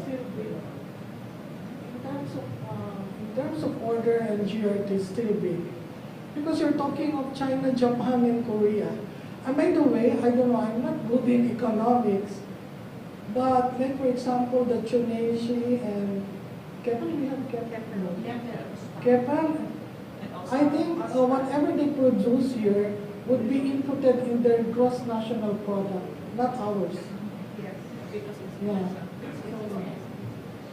Thank you, ma'am. We will have our last question from the floor. This is coming again from Ms. Cristina Garcia, the President of ALMA. Thank you again, Yash. I would just like to take off from the last slide of Attorney Brenda Pimentel. And my question is, no, I'm just taking off from her last slide, but my question is directed to DA Nanette. Attorney Pimentel mentioned or had a question if digitization or digitalization could have prevented the oil spill in Oriental Mindoro. So my question is, ano muna? Backgrounder. With the Princess Empress, it has been reported, or what we're hearing from the grapevine is that the vessel certificate of registry was tampered. And unfortunately, the vessel was allowed to sail but by the PCG. Again, this is what we heard. So I'm just wondering, as a maritime stakeholder, we have a responsibility to protect the environment, much more so prevent the oil spill as much as we can. So I would like to ask if DOTR has a common database with its attached agencies like Marina and PCG to check the veracity of the documents presented by the ship owners.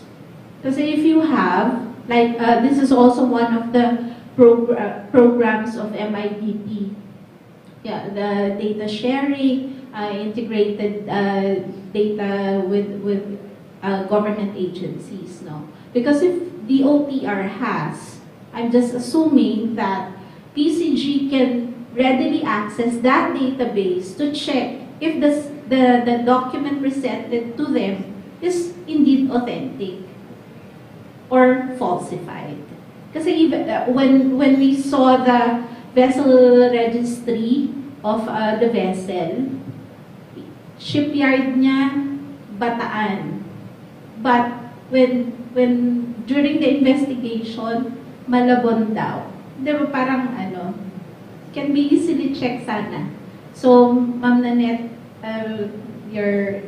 need your enlightenment, please. Thank you. Yeah, definitely digitalization should have been there. For now, there's no way for no way for the PCG really, for the boarding officer to check on the veracity of the documents of the ships on board. There's no such thing as electronic way or QR code to verify if this document is indeed authentic or valid or what. So, well, we could have prevented this accident to happen if if the digitalization is already in place. Yeah, I have to admit that. Yeah, and maybe after the blockchain technology that is being ongoing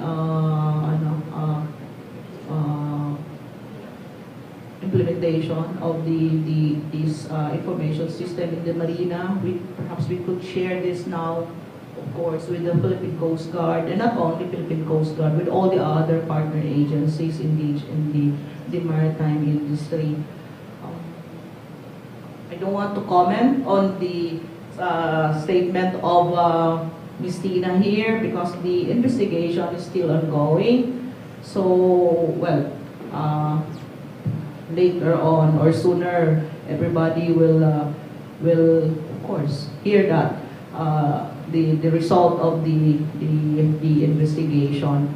But yes, we could have prevented this if the digitalization is already in place.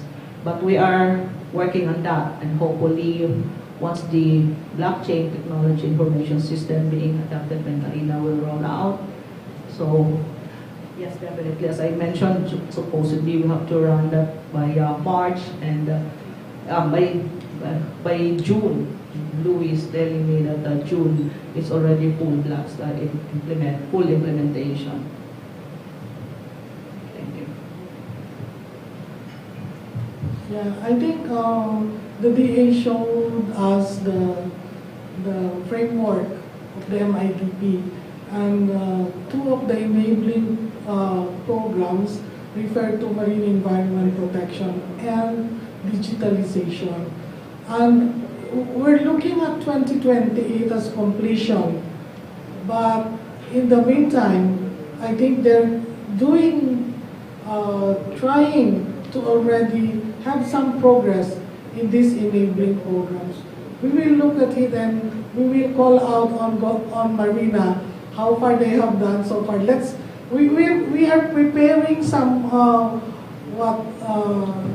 scorecards to track the milestones, and I think Director Louis agreed with the one in charge of the MIDP, and I'm always nudging him to please accelerate on the enabling programs because these are really very important. So, Ms. Tina, are you confident that with me there we will probably have some progress? Yeah, okay, thank you. Thank you so much, ma'am. We hope this addresses your question. So we have more questions coming in from the audience and our online viewers, but since we are already running out of time, unfortunately, yes. Rest assured that the questions will be given to our speakers and will be returned to those who ask the questions. So, ma'am, thank you so much. Thank you so much for enlightening us. And thank you also, Yashika Turib, for moderating our fireside chat. May I invite Attorney Pimentel and Assistant Director Dinopo to please remain on stage as I welcome back Sir Clink and Ms. Blanca to give our tokens of appreciation.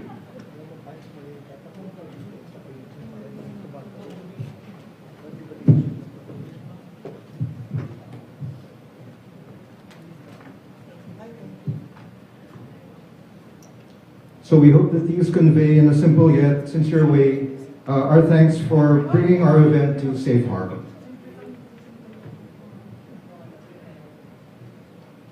Again, on behalf of the Manila Times, we thank you for being speakers during our Maritime Forum 2023. And gratitude also goes out to our guests for sailing with us toward port digitalization and modernization, fueling our way to become an Asian maritime hub.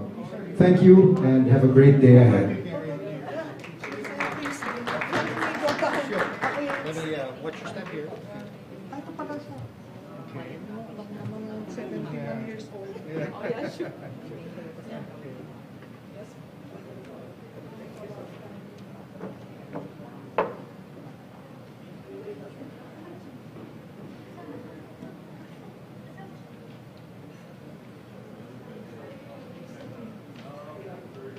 Thank you, everyone. We hope to see you again at the next event.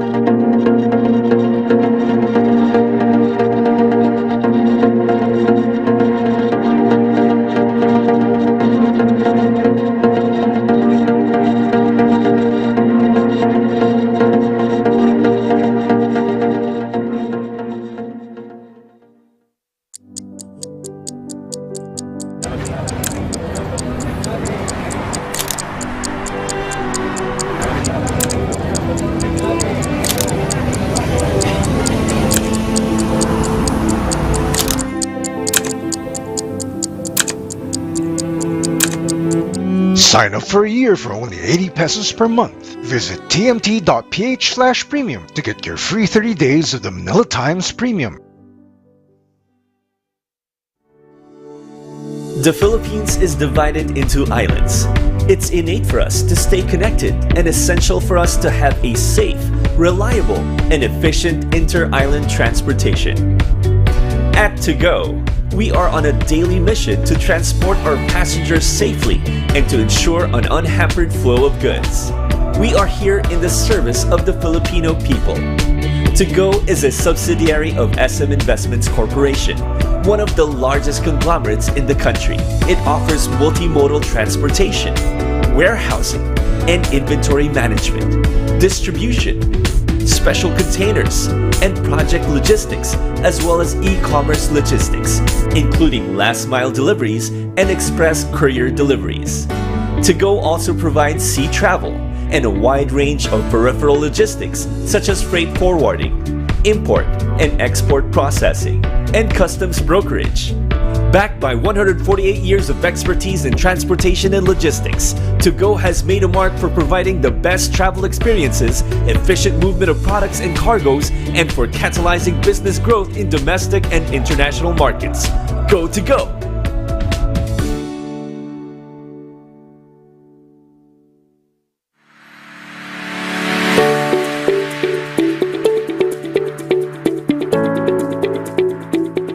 Very safe, very fast, very convenient, very caring.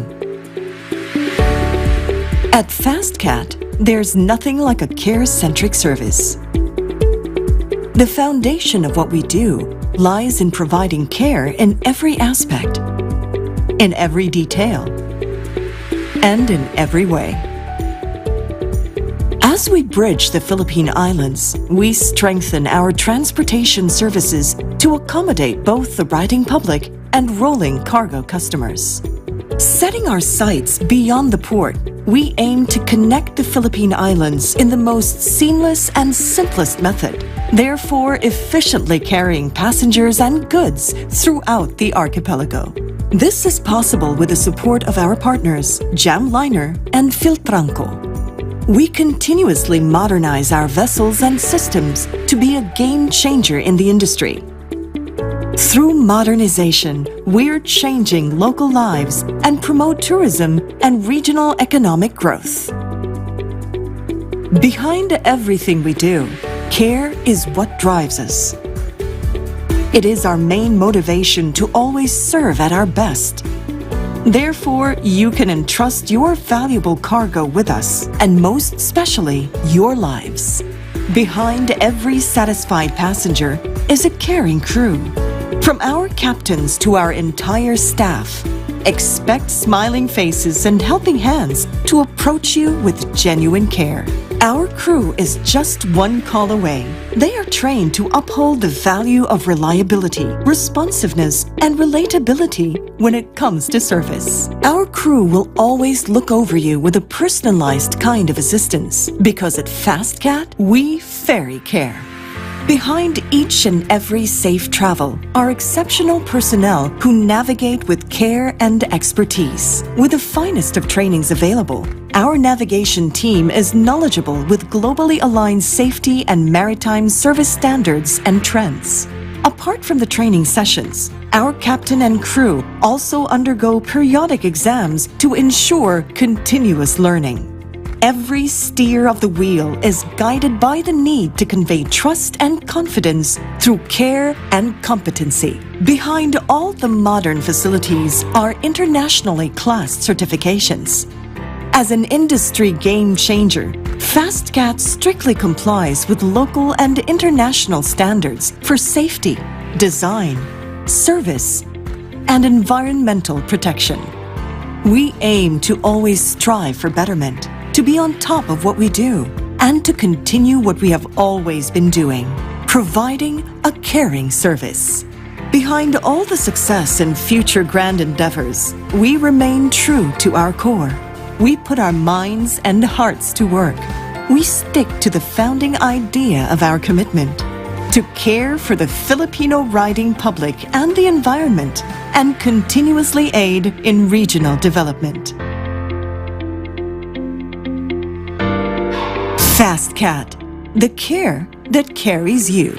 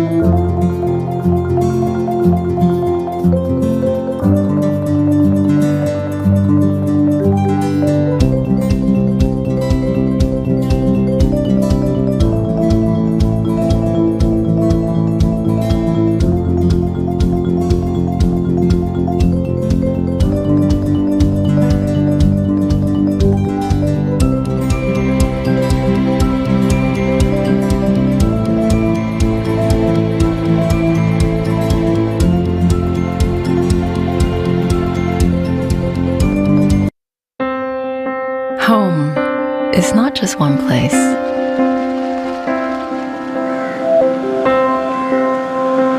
But a collection of memories in many places. It's where you start the day with a smile. Where serious business gets done. And where traditions blend with conversations. It's where you don't just remember the city, but also the moments. And not just the adventure, but also the connection. It's where you share laughter. And where you share joy. Where seasons change, but not a moment is wasted. It's where your friends are, and new experiences await. And where no request is too small. Happy birthday! Because it's where we live. And the Ascot lifestyle we have come to love. Ascot is where we want to be.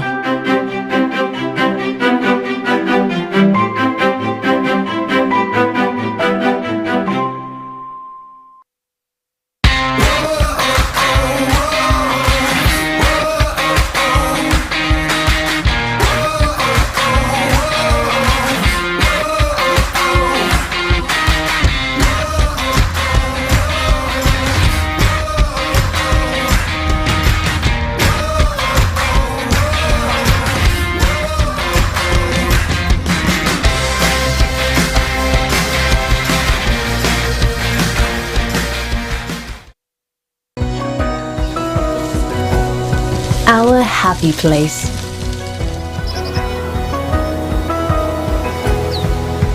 Celebrating our shared moments today.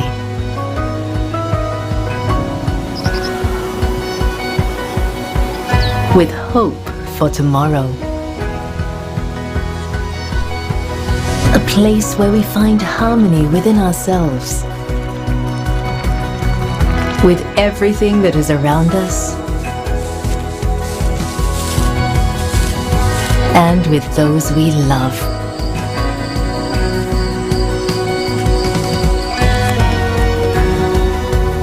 Being in harmony is second nature.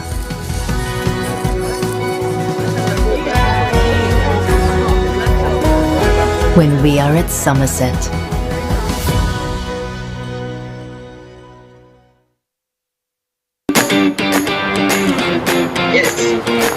Compared to the surface place, this is your room that you are completely out of. Thank you so much. I'm Diosdado.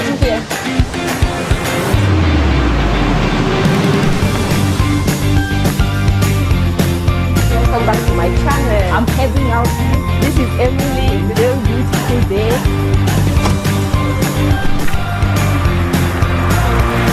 Saturday Park.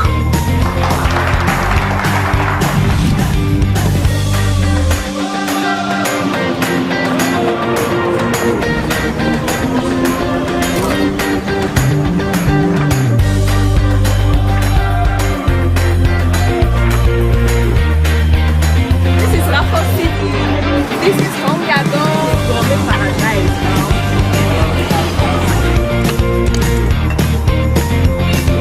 Ta-da, guys.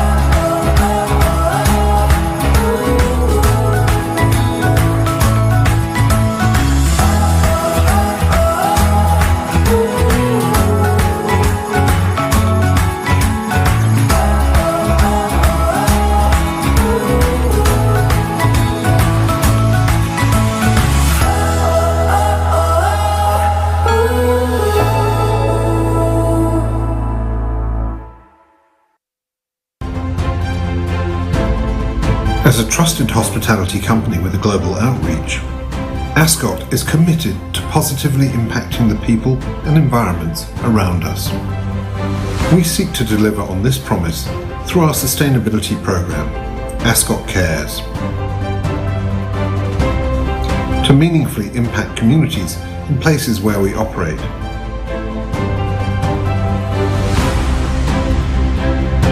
To forge strategic alliances to catalyze sustainable change.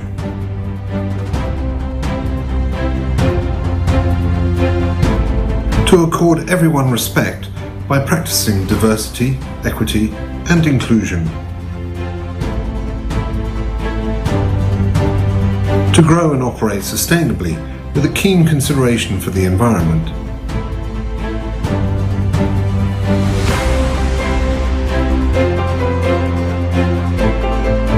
Lastly, to engage our supply chain through responsible procurement practices. By upholding these standards, we demonstrate that Ascot cares. Ascot cares. We put sustainability at the core of everything we do.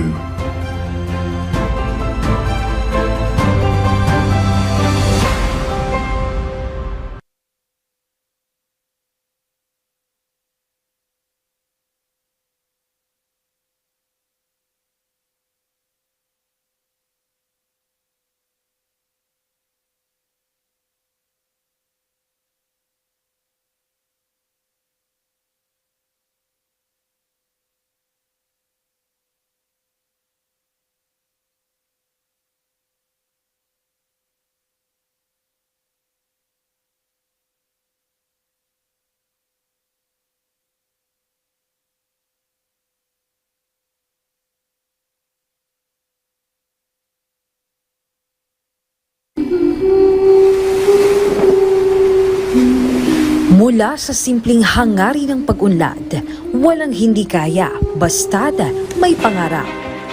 Pangarap na tutugon sa maliit man o malaking realidad.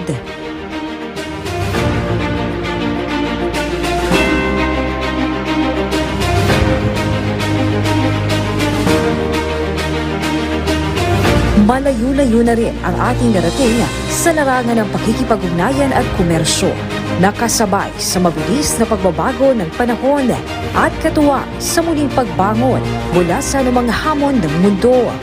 Mula noon hanggang ngayon, katuwang ang Philippine Ports Authority sa pag-unlad ng bansang Pilipinas. Nakahandang umalalay mula Luzon,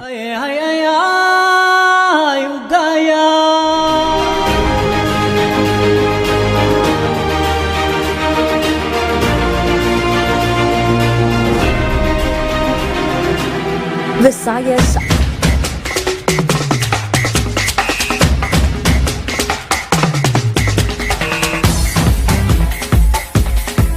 at Mindanao.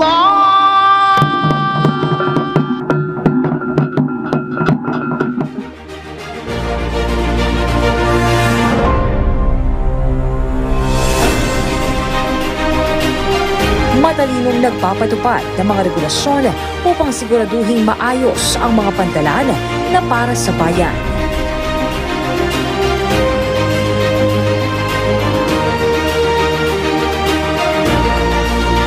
Maaasahan anumang oras at panahon. Ma'am, sir, mga pingaga, din sarap iyo, ma'am. Pili na ka mo bagong arbis, ma'am. Matamis pa ini, yan na lang ng aga. Katuwang ng bawat Pilipino. Mapagkakatiwalaan sa tapat na serbisyong publiko, may malasakit at hindi makikibahagi sa anumang katiwalian. Walang lapis, walang kulang. Makadiyos, makakalikasan at makabansa. Maglilingkod ng patas nang walang pinipili kahit sino. Patuloy na mangangalaga at magbabantay sa sambayan ng Pilipino ng may puso at dedikasyon sa trabaho. Ito ang Philippine Ports Authority.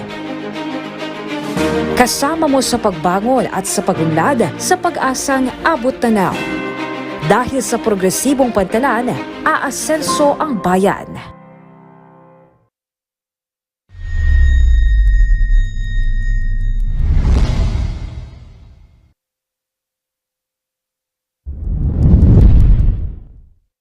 in 1974, a great visionary leader, former President Ferdinand Marcos Sr.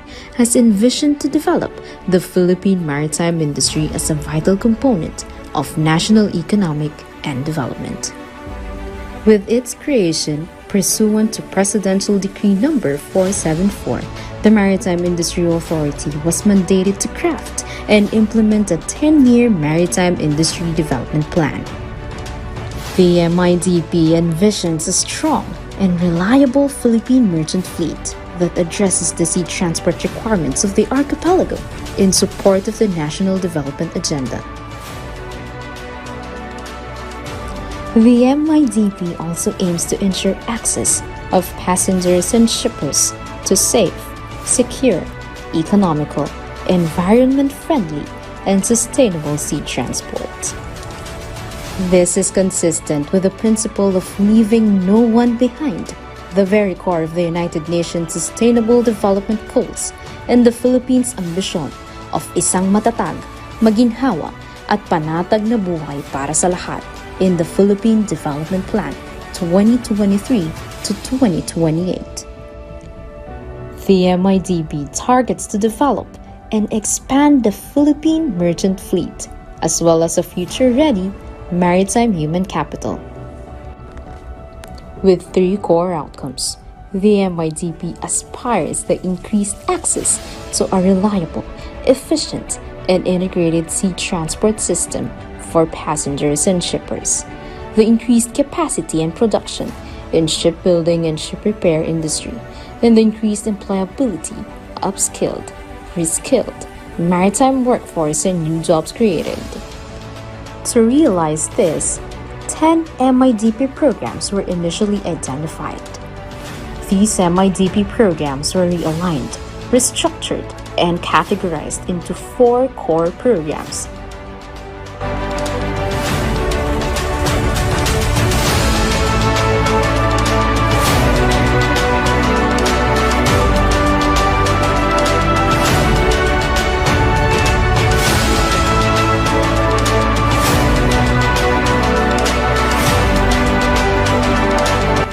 Overriding programs.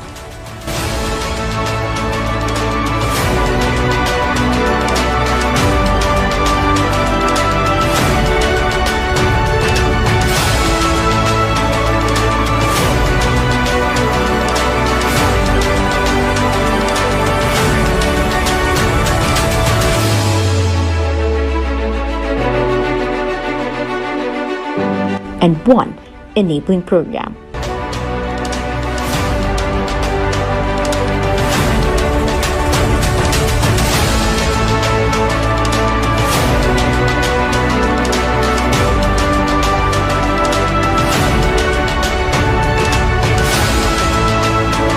Core programs are the focus sectors of the Philippine merchant fleet development and expansion. The overriding programs are vital instruments that cut across and are critical to achieving the desired outcomes of the core programs. Enabling program focuses on the whole-of-nation approach by empowering relevant government agencies and maritime industry stakeholders the impetus to push forward the core and overriding programs in order to achieve the overall targets of the MIDP 2028. By the full implementation of the MIDP in 2028, the Philippines shall have achieved link more islands of the archipelago, expanded Philippine merchant fleet, increased employment opportunities, improved and seamless transport of cargo and agricultural products. Now is the time for the government and the industry to work together to realize the vision of transforming the Philippines into a strong maritime nation.